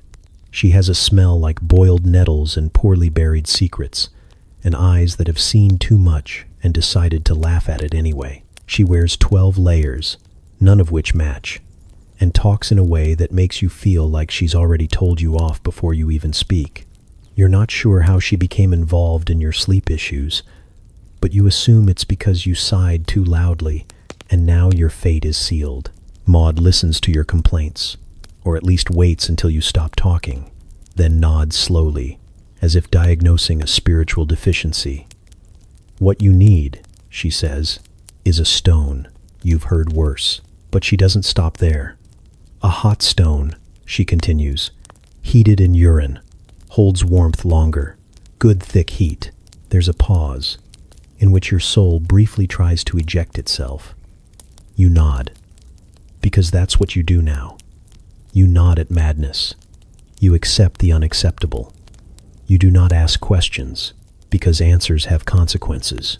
You do not ask whose urine, not because you're above the thought, but because you know there are only wrong answers. Yours? Worse. Someone else's? Worse than that. Communal urine? You'd rather freeze into a statue and let future historians guess what kind of ceremonial pose you were doing. You thank her, as if she's given you a blessed relic instead of a bodily fluid-based suggestion. She hands you a cloth-wrapped lump that sloshes in a way no stone should ever slosh. You nod again. Your nodding has become a survival mechanism. She walks away before you can think of anything else to do, and somehow that makes it worse. You're left standing there, holding a bag of future regret and contemplating whether this is what rock bottom looks like. You laugh silently. Rock bottom, because it's a stone. It's late when you finally work up the nerve to use it. Everyone else is asleep or pretending to be. The hallway is full of snoring and low-level despair. You unwrap the stone carefully, like it's a curse or a gift from a god, with a twisted sense of humor. It's still warm, disturbingly so. The cloth is damp, but you pretend it's from steam. You place the stone at your feet, shudder once, and then curl your body around it like a question mark. It works. This is the worst part. The warmth is immediate and soothing, not sharp like fire, but slow and encompassing, like being judged by a grandmother who still loves you. Your feet, which have known nothing but betrayal and cold rebellion, begin to thaw. The rest of your body sighs in confused relief. You sleep. You dream of a bath, a real bath, with soap and privacy and no one shouting about geese. You are clean and warm and safe, and no one is trying to explain how frostbite builds character. You are happy. You wake with your cheek against the floor and the stone tucked lovingly beside your leg. You feel rested, which feels wrong. You sit up slowly, as if expecting the warmth to evaporate and leave behind a trail of regret. But it lingers, faint but real. You stretch, and your limbs don't crack like dried parchment. You almost smile. Then you remember. You stare at the stone. You remember what it is. You remember what made it warm. You hate yourself a little. You hate Maud a lot. You hate the world for making you live in a time where rocks marinated in human byproduct are the height of comfort technology. You wrap the stone again, more carefully now, like it might speak your secrets aloud. You place it by the hearth where it can dry, or possibly purify itself through shame. No one else must know. You will carry this truth like a shadow. The day is cold, of course. The sun shines with the warmth of a disapproving stepfather. People move stiffly through chores and conversations. Toad tries to talk to you about his new theory involving onions and toe circulation, but you nod vaguely and drift off, thinking about the stone, about how you swore you'd never use it again, about how you probably will, tonight and the night after, until spring arrives, or death, whichever is more punctual. Later, Maud catches your eye across the yard. She gives you a knowing look, not smug, just ancient, like she's seen generations of shivering fools try everything else and eventually crawl to her with chapped lips and frozen knees. She nods. You do not nod back. You are not ready for that level of honesty. You spend the rest of the day avoiding questions. When someone asks how you look so well rested, you pretend you've taken up meditation. When they ask why your feet aren't purple anymore, you claim divine intervention and a good pair of socks. When Henri jokingly accuses you of cuddling a pig in the night, you laugh harder than necessary and pretend to be offended. Night comes again. The hallway is colder than before, as if the walls heard about your secret and are testing your loyalty. You hold out for an hour, 2. You hug your knees and whisper to yourself about self-respect. Then you retrieve the stone. You heat it in silence. You wrap it in cloth. You do not think too hard about what you're doing. You simply place it by your feet and let the heat work its wicked, beautiful magic. You hate that it works, but it does. You climb the ladder like a sinner climbing toward absolution. Each rung creaks with judgment, each step a reminder that you have exhausted all other options and most of your dignity. The hayloft smells like nostalgia, if nostalgia had bad hygiene.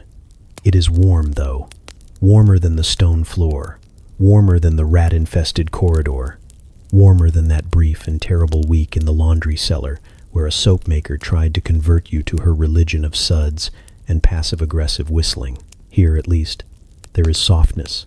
Technically, the hay pokes you through your layers like a collection of disapproving ants, but compared to the slap of winter wind in your face every morning, it is a tender betrayal. You nestle into it the way a hedgehog might, desperate and prickly. You dig your limbs down deep, forming a kind of human crater. It's not comfortable, but it's not entirely miserable, which in your current life qualifies as a rousing success. There are beetles. You know this immediately because one of them introduces itself by walking across your eyebrow like it owns the place. You flinch, but only a little. Resistance is futile. The beetles were here before you and will remain long after. You reach a silent truce. They can have your shins if they leave your face alone. One crawls into your hood and settles there with the confidence of a nobleman in a rented villa. You do not argue. The goat bleats below, sharp and judgmental. She is old and possibly a witch. You have seen her stare into the fire like she was remembering a past life. She sneezes with surprising force, and you sneeze in reply because hay, it turns out, is a liar. It promises comfort and delivers allergens. You are leaking from every hole in your head. Still, the goat sneezes again, and something about the exchange feels civil. You have achieved understanding. You are kin now. The wind howls against the wooden slats of the barn, but the hay muffles it, turns it into a distant complaint. It's not silent, but it is less cruel. The darkness folds over you like a slightly itchy blanket made by someone who cares just enough to make it functional, but not enough to wash it first. You accept this. You have lowered your standards so efficiently, You might write a book about it. You try to sleep. It comes in fits. Between the occasional goat noise and the rustling of beetle meetings happening beneath you, you catch fragments of dreams.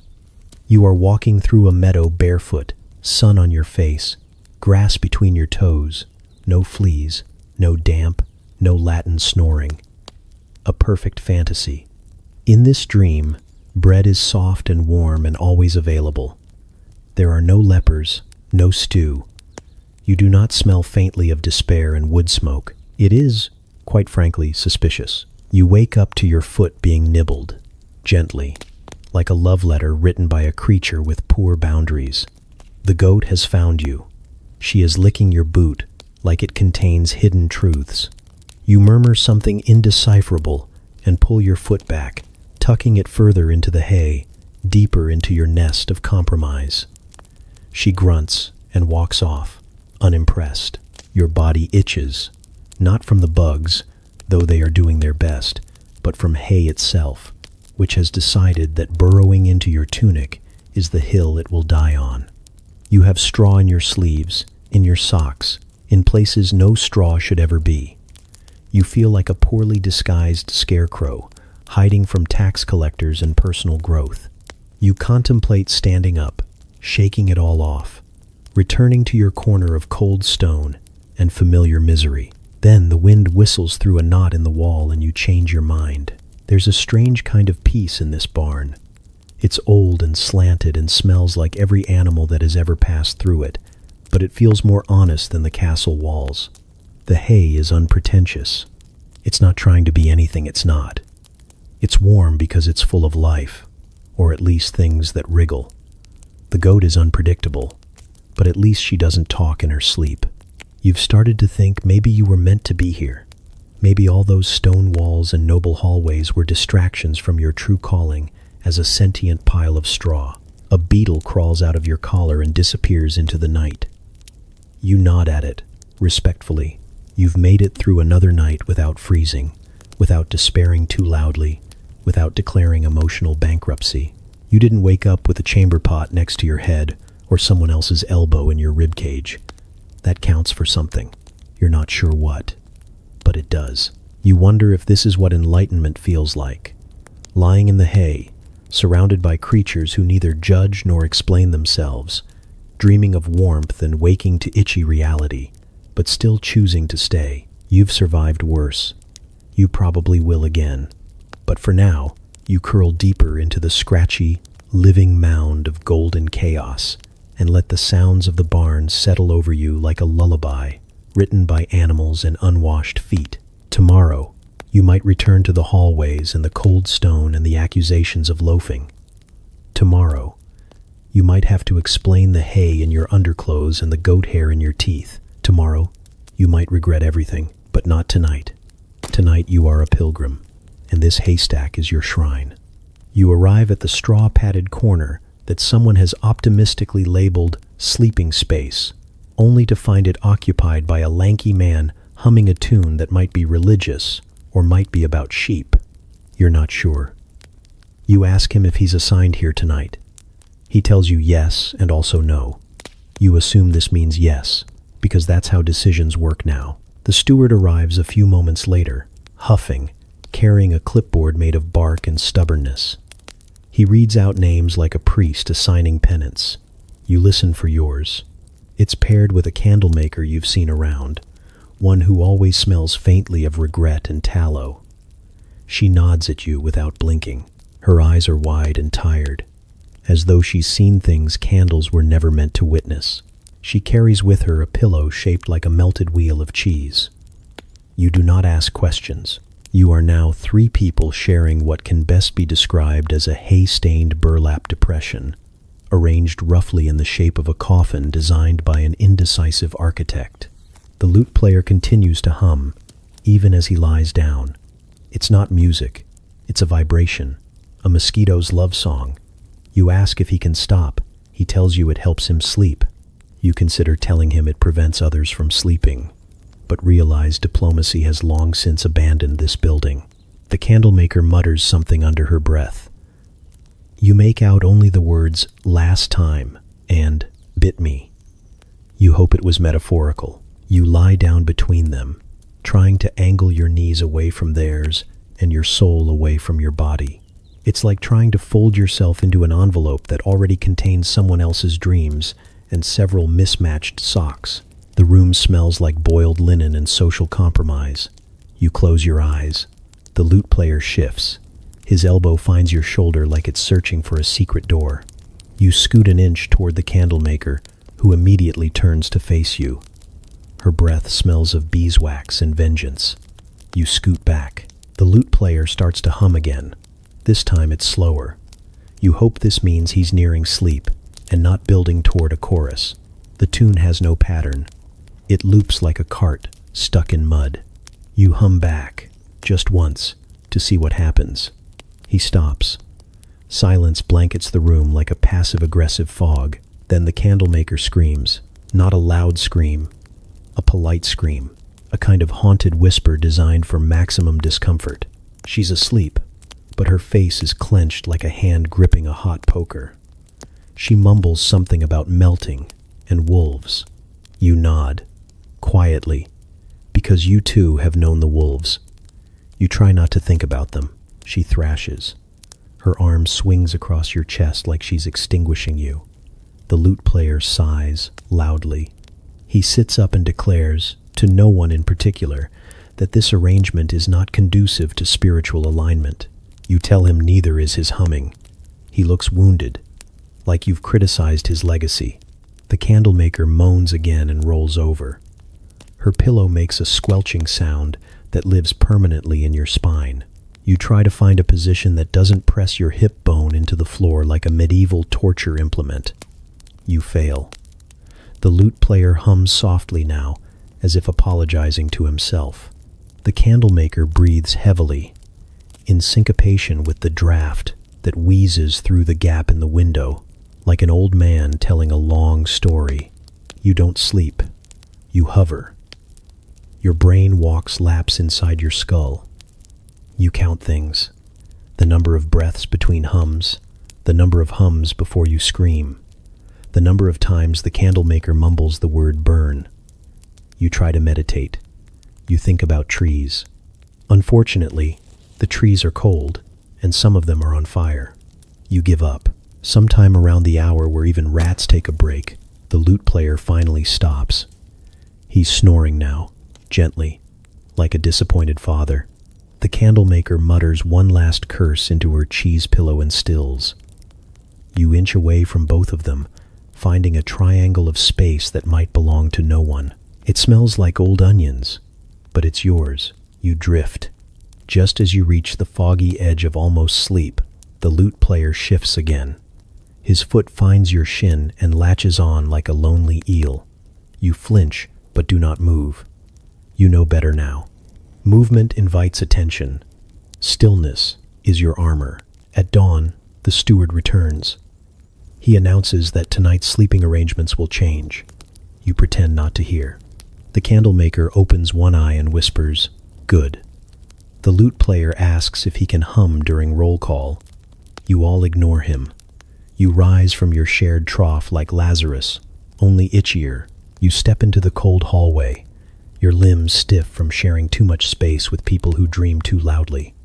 You wonder if exile would be worse than this. You wonder if the roof is available. You wonder if anyone has ever truly known peace since bed stopped being for one person and started being for three. You wonder what it would be like to sleep alone, truly alone.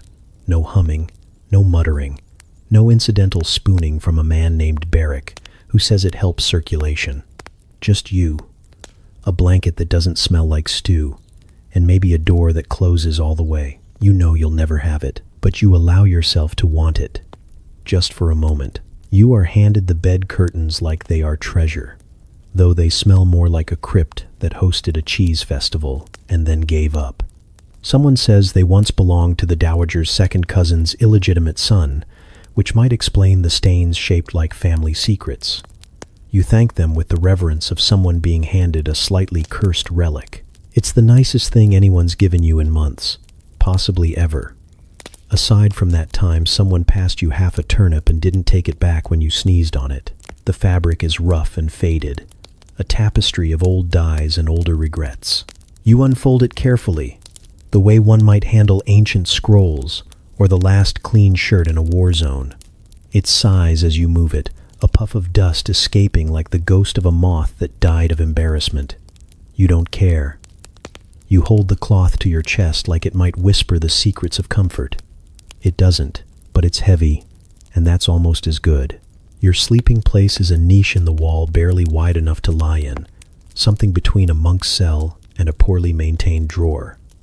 You've spent nights here, layered in cloaks, straw, and existential despair. Now, armed with your new relic, you attempt an upgrade. You scrounge up string, twine, and what might be the guts of a broken harp. You fashion a framework of loops and knots, whispering to yourself like a tailor losing his mind mid-seam.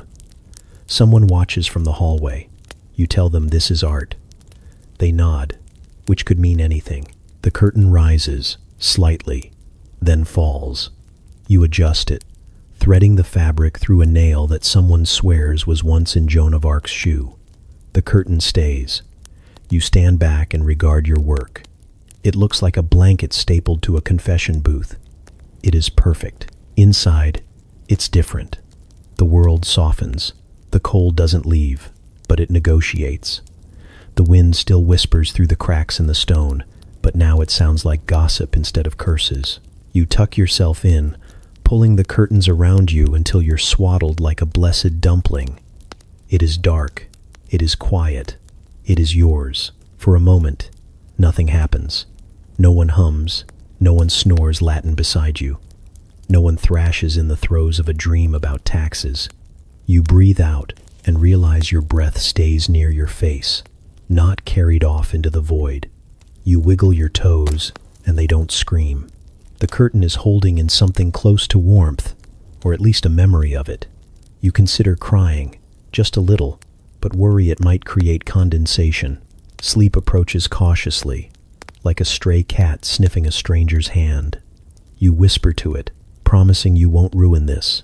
It curls beside you, and then you roll over. The curtain moves with you. It wraps around your foot, then your leg. You twitch to free it, and the string holding it up groans like an old man remembering war. You pause, then shift again. Now the curtain is around your neck. Not dangerously, just judgmentally. You feel like a monk being hugged by a cranky tapestry. You don't want to wake the entire wing with your muffled struggles, so you perform a quiet wrestling match with the fabric, flailing only in the ways that don't make noise, which is none of them. Outside, someone coughs. You freeze. The curtain shifts back. A truce. You lie still. Eventually, your body finds a position the curtain agrees with. It's not the one you wanted. Your spine is shaped like a sickle. Your right arm is under your body, and your left foot is hanging halfway into the corridor. But you are blanketed, surrounded, wrapped in a cloth that has seen better centuries. You feel safe, which is odd. You feel hidden. You feel, against all better judgment, luxurious. A rat scratches at the wall beside you. You ignore it. You are behind curtains now. You are not accessible to rats. You are inaccessible in general. You are a person of means. You are the sort of person who closes drapery with one hand and ends conversations with a single look. You are important. You are slightly itchy, but important nonetheless. You sleep. You wake tangled. The curtain has coiled around your midsection like a protective snake or a particularly emotional scarf. One of the ties has wrapped itself around your hair. You sit up and bring half the curtain with you, dragging it behind like a cape of mediocrity. You are a noble, yes, but one who just fell out of a cupboard. But still, you are warmer than before. Not warm, never warm. That is for the lords with their bed warmers and pine-scented superiority. But warmer than you were. You have not dreamed of frost or goats reciting psalms. You have not been sneezed on by someone named Toad. This is progress. Later, Someone passes by and glances at your curtain. They raise an eyebrow. You nod sagely, as though you've always had curtains, as though you don't eat turnips with your hands and cry at the idea of heated stones. You are part of the elite now, the curtain class. You have boundaries. For a moment, the world seems almost manageable. Then the steward announces bed reassignments, and your curtain falls, but not before you say goodbye. You slide into the chapel like a guilty thought, silent, hunched, and hoping no one notices the straw in your hood or the crust of something unsanctioned on your sleeve. The stone under your feet is cold enough to hum with ancient judgment, but the air is better here, warmer. Not warm, never warm, but flirtatiously tepid, a kind of spiritual lukewarm. You exhale, and it doesn't fog. You almost cry, but remember that moisture cools. The candles flicker in their sconces, dozens of them, maybe hundreds if you squint and exaggerate. Their little flames wobble like tipsy saints. You sit in the back, a cautious trespasser, and fold your hands in a position that might resemble piety if no one looks too hard. The warmth pools in shallow pockets around the altar. You edge toward it like a cat with a bad past. There's incense in the air, the lingering kind, like someone swung a censer too enthusiastically 2 days ago, and now the smell lives here permanently. It's a mixture of dried herbs, old wood, and spiritual authority. It coats your nose with something between reverence and mildew. You sniff. The heat is worth it. You kneel, mostly for show, and partly because your legs have given up. The pews are too holy for someone with your reputation and visible stains. You arrange your cloak beneath your knees and try not to look like someone who's here to steal candle stubs. You rest your hands on the bench in front of you, palms up, vaguely hopeful. Maybe something divine will fall into them, like a blanket, or hot soup, or the concept of central heating. The monk appears soundlessly. He sits beside you, as if summoned by the scent of confusion and desperation. His robes rustle like pages turning in a heavy book. His beard is the kind of white that comes from years of abstinence and cold stone floors. He folds his hands and begins to pray aloud, gently, in Latin or something that wants to be Latin when it grows up. You freeze, wondering if he's about to call for guards or God. He doesn't. He just prays. For your soul. You glance sideways at him, unsure how he knows you have a soul or that it needs help. You've barely spoken since Lent, and even then it was to argue about boiled onions. Still, the monk speaks as if he's met your soul, possibly in a confessional, possibly in a cautionary tale. You nod, solemnly. Then you pray too. You do not pray for your soul. You pray for firewood, for dry firewood, the rarest of gifts, for coals that glow longer than your hope, for furs that haven't housed fleas with names and grudges, for warmth that doesn't come from sleeping on your own hands or rubbing your arms like a cursed magician. You mumble your request quietly. You try to sound humble. You promise you'll be good, or at least medium bad, if someone sends you warmth. You list your deeds, omitting the ones with witnesses. You offer penance, though you're vague on the details. You don't want to promise fasting when you're already on an unwilling one. The monk finishes his prayer and nods at you, slow and knowing, like he heard your entire conversation with the heavens and chose to forgive your priorities. He rises and walks to the altar, his candle casting a halo that bounces off the icons like gossip. You stay kneeling, partly for devotion, mostly because standing up sounds hard. Time slides. You watch the wax drip. It moves with the kind of pace usually reserved for glaciers and unpaid debts. Your back begins to ache in theological protest. You shift, careful not to offend any saints. The chapel stays warmish. Your toes no longer feel like cursed pebbles. Your fingers regain sensation and immediately regret it. You are, for a brief moment, almost comfortable. A mouse scuttles across the floor near the altar. You salute it, mentally. Survivors. Respect. Survivors. The monk returns and offers you a small piece of bread. You accept it like it's communion and not a pity snack. It is dry, but not cold. You chew in silence. He sits again. Neither of you speaks. This is peace. Eventually, the candles begin to dwindle. One by one, they gutter out like tiny martyrs. The air cools, slightly. You panic. Not visibly. Not enough to shatter the sacred mood. But your eyes dart to the exits, like you've just remembered how brutal night can be. The monk notices. He nods again, that eternal patient gesture of someone who's been cold for 30 winters and found God somewhere around the 5th frostbite. You rise, bow, and whisper thanks. The monk doesn't reply, but he blesses you with the smallest flick of 2 fingers. It's more than you expected. It's more than you usually get. You exit the chapel slowly, letting the warmth cling to you like a final embrace. The hallway hits you like a tax. Cold, sharp, uninvited. Your breath fogs again, a mournful cloud of resignation. But something clings to you. Not heat, exactly, but the memory of it. Back in your quarters, which are less quarters and more a geographical suggestion, you settle into your hay pile and draw your rags over your knees. Your hands still hold the shape of prayer. Your cloak smells faintly of incense. You close your eyes and imagine candles, 100 tiny suns. You dream of them burning forever. They do not, but for a while, you believe. You find the stone on accident. It's just lying there near the courtyard, half buried in frost and regret, shaped like something a bored god would skip across the sea. It looks flat, roughly the size of your hope, and you pick it up with fingers already stiff from another morning of betrayal by wind. The stone is not warm. It is, in fact, aggressively not warm. But you remember what the stable boy said in passing last week, in that tone people use when they're either joking or revealing ancient, peasant-coded wisdom. Heat the stone. Sleep with the stone. Love the stone.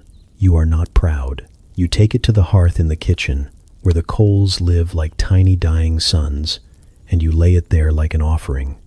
The cooks do not stop you. One of them raises an eyebrow, but she's too tired to care and too cold to throw hands. You sit near it for a while, guarding your new treasure like a suspicious raccoon with a shiny thing. The fire licks the stone's edge gently. The heat seeps in slowly, grudgingly, as if the stone is remembering summer for the first time since Charlemagne. You wait hours, possibly decades. Time in the castle is measured in shivers and sneezes, not sundials. Eventually, when the coals have sung their last sad lullaby and the cook is sweeping ash with a look that says she will stab anyone who tries to boil anything else today, you wrap the stone in the cleanest bit of linen you can steal without divine judgment. You hold it to your chest like an ugly sacred infant and whisper its name, Gregory. You don't know why, but it feels right. Gregory is a stone of dignity, a stone of reliability. Gregory is, at this moment, more emotionally available than any member of your actual family. Back in your corner of the world, which is technically a shared alcove between the storage closet and the room where someone allegedly died last year, you settle in with Gregory. The blanket is still itchy. The draft still sings through the walls like a vengeful bard, but Gregory is warm, radiantly, defiantly warm. You tuck him under your tunic and press him to your ribs. You exhale for the first time in hours without seeing your own soul leave your mouth. Gregory is love. Gregory is life. Your bedmates stare, but say nothing. Perhaps they too once had a Gregory. You do not share him. Not yet. Gregory is still in the honeymoon phase. And besides, sharing warmth in the castle is an act of political maneuvering you're not prepared for. You've seen fights break out over less. One time someone coughed over a bowl of porridge and was nearly excommunicated. You sleep curled around your stone like a dragon around its hoard, daring anyone to challenge your new lifestyle. The night passes, not pleasantly, but survivably. You do not wake up with frost in your eyebrows or a nose that feels like it's trying to fall off your face. Your hands are still attached. Your toes register faint tingles of existence. Gregory cools slowly, like a friend who knows how to leave without making it awkward. In the morning, you stretch with a stiffness that implies you are mostly made of wood, and you lift Gregory reverently. He is no longer warm, but he carries the memory of it, and so do you. You return to the hearth. It's still barely alive, a few embers trying to decide if they want to exist today. The cook sees you and sighs, but again, says nothing. You place Gregory in the ashes like you're baptizing him in the Holy Spirit of not dying tonight. You pat him once and whisper encouragement. Someone else sees. A boy from the outer kitchens, maybe 12 winters old and already shaped like a question mark. He eyes your ritual, then scurries off. By evening, there are 4 stones nestled beside Gregory, all different shapes, all wearing cloth wraps like they're in a rock convent. You don't say anything. You just nod at their owners, and they nod back. No words are exchanged. A warmth cult has been born. Each night, Gregory returns to you with a slightly sooty face and the lingering heat of quiet miracles. You sleep with him like a scandal. Sometimes you think about writing a song for him, but you only know how to hum, and the last person caught singing near the barracks was roped into permanent entertainment duty, which involves a lot of dancing and not enough food. Instead, you keep the relationship private, intimate. You polish him with your sleeve and murmur stories into his rocky little ears. He listens. You imagine, at times, that he responds, usually with silence, occasionally with silence that feels more judgmental than usual. One night, during an especially brutal cold snap, where the wind screams through the cracks in the walls like it's auditioning for a haunting, Gregory is gone. Panic is instant and volcanic. You turn over every hay pile and insult every rat you see. Your blanket is no comfort. Your tunic offers betrayal instead of insulation. You demand answers from the cook, who tells you to sit down before she throws you in the stew. You sit, heartbroken. You suspect treason, theft, spiritual kidnapping. Your soul drafts a will. Gregory returns the next morning, delivered by a sheepish-looking shepherd's apprentice who thought the stones were communal. You take him back with the kind of forgiveness usually reserved for saints and very dumb relatives. He is colder, but not unloved. From then on, you tie a bit of ribbon around him, a piece of red wool you found near the laundry. Gregory wears it like a badge. Others start tying ribbons too. The hearth becomes a gallery of low-status affection, red and blue and even one daring green. The cook considers banning it. Then she finds her own stone, names it Hubert, and tells you she gets it now. Gregory never speaks, but you think, if he did, he'd tell you he's proud. You hear of the blanket before you see it. Word spreads through the servants' quarters like lice at a solstice feast. Someone has cracked warmth. There's talk of feathers, of sewing, of insulation so divine it might have offended a bishop. You pretend not to care, but you listen too hard when the baker's boy whispers about floating softness and heat like a mother's hug.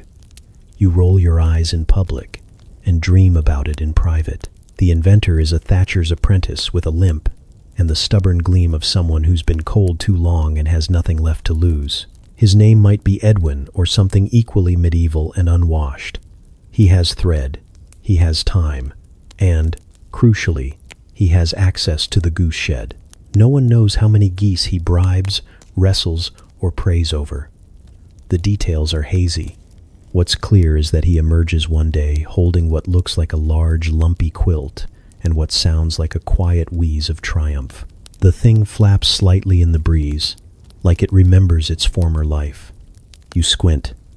You are not sure it counts as a blanket.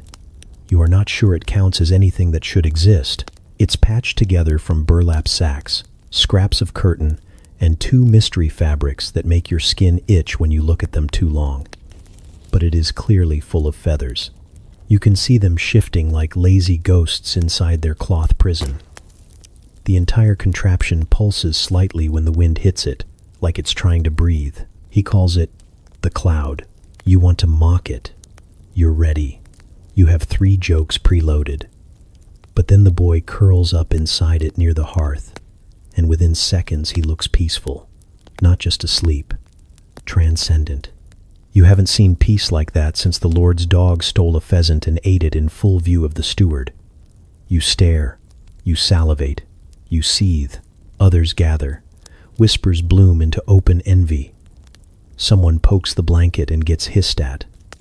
Someone else offers half a turnip for 5 minutes inside.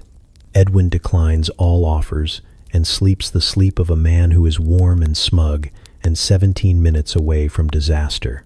Disaster arrives, as it always does, loudly and inappropriately. It begins with a crackle, a spark from the hearth, a single, ambitious ember. The blanket doesn't catch fire, but it doesn't not catch fire. A corner blackens. Edwin jerks awake. Someone screams. The blanket puffs. Not burns, puffs. Feathers erupt with the enthusiasm of a century of suppressed emotion. They swirl through the kitchen like holy confusion, filling noses and mouths and a large pot of cabbage stew. The room becomes a blizzard of betrayal. You inhale what feels like an entire wing. Someone sneezes so hard they knock over a chair. The cook curses in 5 languages and 2 forgotten dialects. When it's over, Edwin sits in the middle of the carnage, dazed and blanketed in his own creation's failure. The warmth is gone. The feathers are not. The blanket, such as it is, now resembles a tired sack stuffed with remorse. It wheezes when you touch it.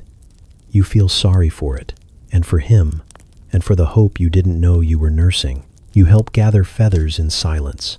They stick to your sleeves, your hair, your sense of dignity. A single one floats down the front of your tunic and lodges itself near your ribs like a cold insult.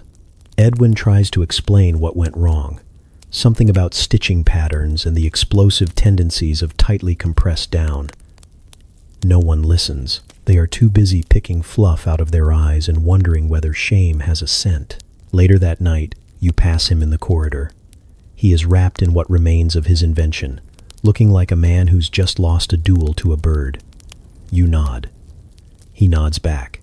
You do not speak of the incident. Some things are too raw, too recent, too full of sneezing, but you admire him. Not out loud, of course. That would be unthinkable. But in your heart, you acknowledge his courage. He tried. He looked at the ice-coated walls of this god-forsaken castle, the sleepless nights, the sound of teeth chattering in the dark like haunted castanets, and he said, "No, I will sew feathers to burlap and dare the gods to stop me." And the gods did, spectacularly, but for a moment, he was warm. And for a moment, you believed. That counts for something. The blanket is never repaired. The feathers are mostly swept away or eaten by rats with luxury preferences. One of the scullery maids wears a feather in her hair for 3 days before it wilts with humiliation and falls into the stew. But the legend remains. The younger servants speak of it in hushed tones, like a fairy tale or a warning. The cloud, the warmth that lived for 1 brief hour and then exploded like hope in a thunderstorm. You catch Edwin occasionally staring into the middle distance, as if imagining version 2. You hope he tries again. You do not offer help. You do not wish to be part of another airborne poultry incident. Still, at night, you lie beneath your own miserable collection of rags and straw, and you think of feathers. You think of softness. You think of a world where blankets are more than heavy lies and damp inheritance. You think of the inventor and his fluffy disaster, and you smile. Just a little. Just enough to fog the air. You no longer curse the cold when you wake up. You nod at it. It nods back. You've reached a level of mutual understanding usually reserved for exes or goats. The cold no longer surprises you, no longer creeps in with malice or betrayal. It's there when you open your eyes, when you stretch your aching limbs, when you roll over onto a patch of floor that could qualify as a glacier. You do not flinch. You do not shriek. You sigh. A long, frosty sigh that crystallizes in the air like a shrug made visible. At some point, you stopped waiting for it to end. There was no ceremony, no dramatic monologue, no final tantrum. One evening you simply lay down beneath your 5 layers of thin regret, pulled the rag blanket up to your chin, and whispered, "Fine." You stopped picturing sun-warmed stones. You stopped dreaming of wool-lined slippers and the mythical sensation of feeling your toes. You gave up on hope and made room for function. Now, instead of stuffing straw into your boots, you line them with your own expectations and tamp them down until they no longer itch. Your cloak smells like sour smoke and cabbage memory, and you wear it like armor. Your sleeves are stiff with whatever history has seeped into them, but you roll them up anyway and face the day like a condemned man with chores. You move differently now, not slowly, but deliberately. Every step, a silent negotiation with the weather. You've learned to keep your shoulders hunched just right, trapping what little body heat still bothers to visit. You've figured out how to hold a cup so your fingers steal warmth without the cup noticing. You sip your gruel with the patience of a monk and the precision of a frost-bitten surgeon. You speak less. Words are warm, and you don't waste warmth. You nod more, grunt occasionally. Communication is now a game of minimalism. You can have entire conversations with eye movements and the occasional shiver. Everyone else is too cold to care. Even the rats seem subdued. They no longer scurry with enthusiasm. They mosey. You've caught one or two just sitting still, staring at nothing, tails curled inwards like they too have made peace with the endless frost. You nod at them. They nod back. This is your tribe now. You've stopped checking the firewood pile. It's not that you don't want fire. It's that you no longer believe in it as a concept, like dragons or dry socks. The hearth is just a hole in the wall now, something to aim your despair at when you feel poetic. You stack stones in it sometimes, for symmetry. It helps. The cold has taught you things no tutor ever could. You know the exact moment your breath turns to mist. You've learned which parts of your body will go numb first, and in what order. You've memorized the sound of your own teeth clicking together like a tiny, depressed orchestra. You have become a scholar of your own misery, an expert in the field of frost. Others still resist. You see it in the new arrivals, the ones with soft cheeks and softer dreams. They stomp their feet. They huff into their hands. They speak of the cold like it's a problem to be solved. You don't say anything. You just watch. Eventually, they'll figure it out. It can't be solved. It can only be invited in. Your dreams have adapted.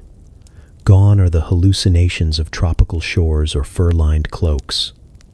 Now you dream of slightly less cold, of lukewarm stone, of bathwater that doesn't feel like betrayal. Sometimes you dream of holding a loaf of bread straight from the oven. You wake up smiling, then you wake up fully, and the smile flakes off like frost from your chin. You no longer hate the night. You respect it. It comes as it always does, with indifference and ice. You bundle up and greet it like an old enemy who once stabbed you but now plays cards with you on Thursdays. You sleep when you can, in pockets of warmth found between breath and body heat, and the rags you've layered like desperate hope. Someone offers you a place by the fire one evening. You decline. You tell them you're comfortable, which is a lie, but also somehow true. You sit by the wall instead, your back pressed to the stones, your hands tucked beneath your armpits like forgotten prayers. The fire crackles. It sounds arrogant. You don't need it. You've gone beyond needing things. Warmth, comfort, sleep uninterrupted by your own spine squealing. These are luxuries for people who still believe. You have evolved. You are frost compatible now. You begin to notice beauty again, not in grand ways, but in subtle ones. The way light bends through a frozen window pane, the shape of your breath as it coils in the dark, the tiny ice crystals forming along the rim of your cup like nature's cruel garnishes. You begin to find a kind of peace in the stillness. The castle is quieter in winter, less stomping, more huddling. People speak softer. They don't want to waste heat on yelling. You're not happy. Exactly. But you've stopped expecting to be, and there's freedom in that. One morning, you wake to find frost on your eyelashes. You blink it away and smile. You are the frost. You are the cold. You are what survives. You take the shift no one wants. Night watch. Everyone groans when it's mentioned, like it's a death sentence wrapped in boredom. But you see something they don't. You see motion. You see solitude. You see an escape from the symphony of nighttime noises, a harmony of snores, coughs, prayers, and gastrointestinal despair. You say yes before they finish asking. You are bold. You are desperate. They hand you a torch that sputters like it regrets being born. It lights just enough to make the darkness seem thicker. You step onto the ramparts, stone beneath your feet, sky above your head, and wind trying to convince you to turn around. You do not. You are moving now, and movement is better than being a lump of cold flesh sandwiched between two humans who both snore in harmony and argue in dreams. The cold here is different. It is not the damp, creeping chill of stone walls and mildew dreams. It is clean, honest, brutal, in a way that feels refreshing. It hits your cheeks like a slap from an old friend who wants you to wake up. Your eyes water. Your nose surrenders. Your fingers begin negotiations with the inside of your sleeves. You do not mind. You walk the length of the wall, boots scraping softly against frost-covered stone. Your breath comes out in clouds that drift away like vague regrets. The torch flickers. You hold it high, not because it helps, but because it feels noble. You imagine yourself as a guardian of the realm, protector of the slumbering masses, keeper of the draft. Really, you're just cold and trying not to trip. The stars are brighter than they have any right to be. They press into the sky like someone poked holes in the heavens with a very determined quill. You've never seen them like this. There's a stillness to the night that is not empty, but full, like a pause in a story you didn't know you were part of. The wind whistles past your ears with tales it picked up from mountaintops. You nod politely. You don't understand the language, but you respect the effort. Below, the castle sleeps. You see the faint orange glow of the kitchen embers, the dark outline of the chapel roof, the squat huddle of servant quarters that always smell like cabbage and minor betrayal. Somewhere down there, someone is snoring with purpose. Somewhere, someone has stolen the last dry blanket. You do not envy them. Up here, there is clarity. You pass a small brazier, half lit and shivering. It tries to help. You thank it with your eyes and move on. Standing still would make the cold personal again. As long as you walk, it remains a general sensation, not a targeted attack. You become a machine of circulation, a rhythm of limbs and frost. Your legs ache, but at least they feel something. Your arms cling to your ribs like loyal guards. You spot a fox near the outer wall. It pauses, looks up, then continues its trot across the snow-dusted field. It has places to be, probably warmer than yours. You nod at it. It does not nod back, but you sense the acknowledgement. There's kinship in survival, especially the shivering kind. Eventually, you stop at the northern turret. It's the highest point, the windiest, and the least liked. But from here, you can see the world. Forests stretch out like spilled ink. The hills roll in slow, frozen waves. A river glints in the moonlight like it swallowed a silver coin and forgot how to spit. You lean on the wall, exhale slowly, and for a moment, you are not cold. You are a witness, a temporary piece of something ancient and uncaring, but beautiful. The wind howls again, reminding you that poetry has a cost. You pull your cloak tighter. It doesn't help, but you do it anyway. Somewhere a bell chimes softly. You wonder who decided it was necessary to have bells at this hour. Probably someone who sleeps with 2 bed warmers and a wool-wrapped conscience. You pace the wall again, humming quietly, a tune you don't remember learning. It keeps time with your steps and distracts your toes from their desire to detach and flee south. The torch dies with a final sigh. You let it go. The stars are enough. You have never trusted fire anyway. Too fleeting, too smug. As the sky begins to bruise with the hint of dawn, The cold takes on a new flavor, less sharp, more resigned, like it knows its time is up, but won't leave without one last insult. You welcome it. You walk slower now, letting the horizon bleed light. The castle stirs, a rooster coughs, someone shouts about turnips. You do not hurry back. You savor the last few moments alone with the sky. Eventually, someone appears on the wall behind you, bundled and bleary-eyed, holding a fresh torch like they expect applause. You hand over the job without ceremony. They nod. You nod. No one speaks. Words are for people who haven't shared a night with the stars. You descend the stairs, your bones humming with cold and pride. You are tired. You are frozen. You are clean.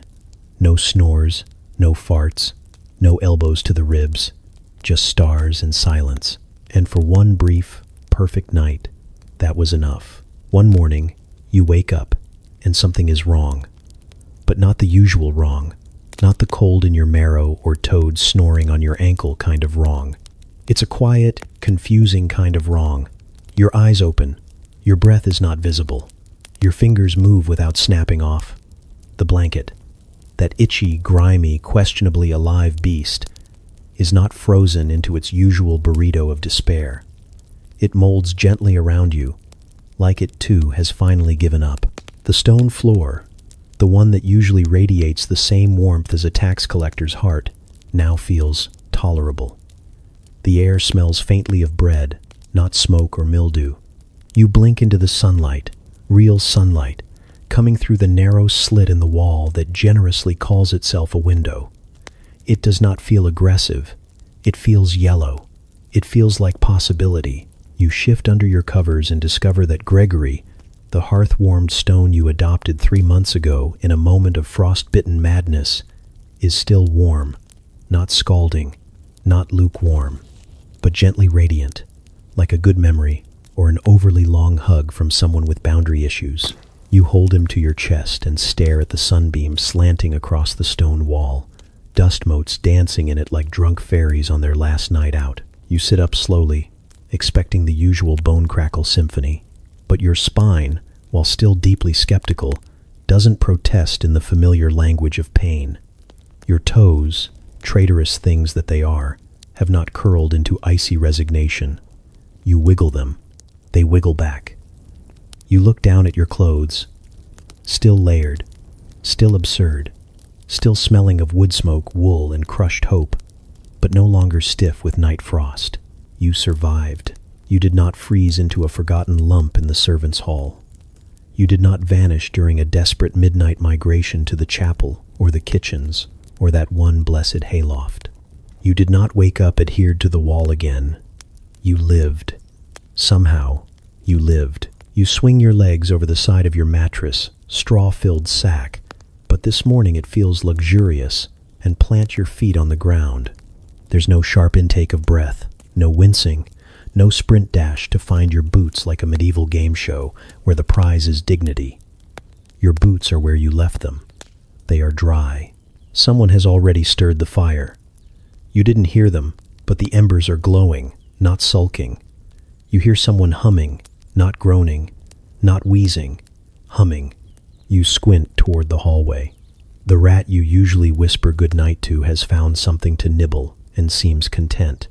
Even the fleas are sluggish, as if rethinking their life choices. You wrap your cloak around your shoulders, not out of necessity, but out of habit, and step into the corridor.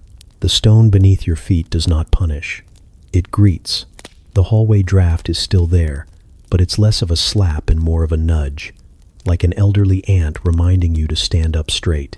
The castle feels different, not transformed. There are still puddles where puddles should not be, and the tapestry by the stairwell still smells like wet goat. But there is an undertone of softness, like the stone walls are taking a deep breath after holding it all winter, like the air has loosened its grip on your lungs. You walk outside, barefoot because you want to feel it.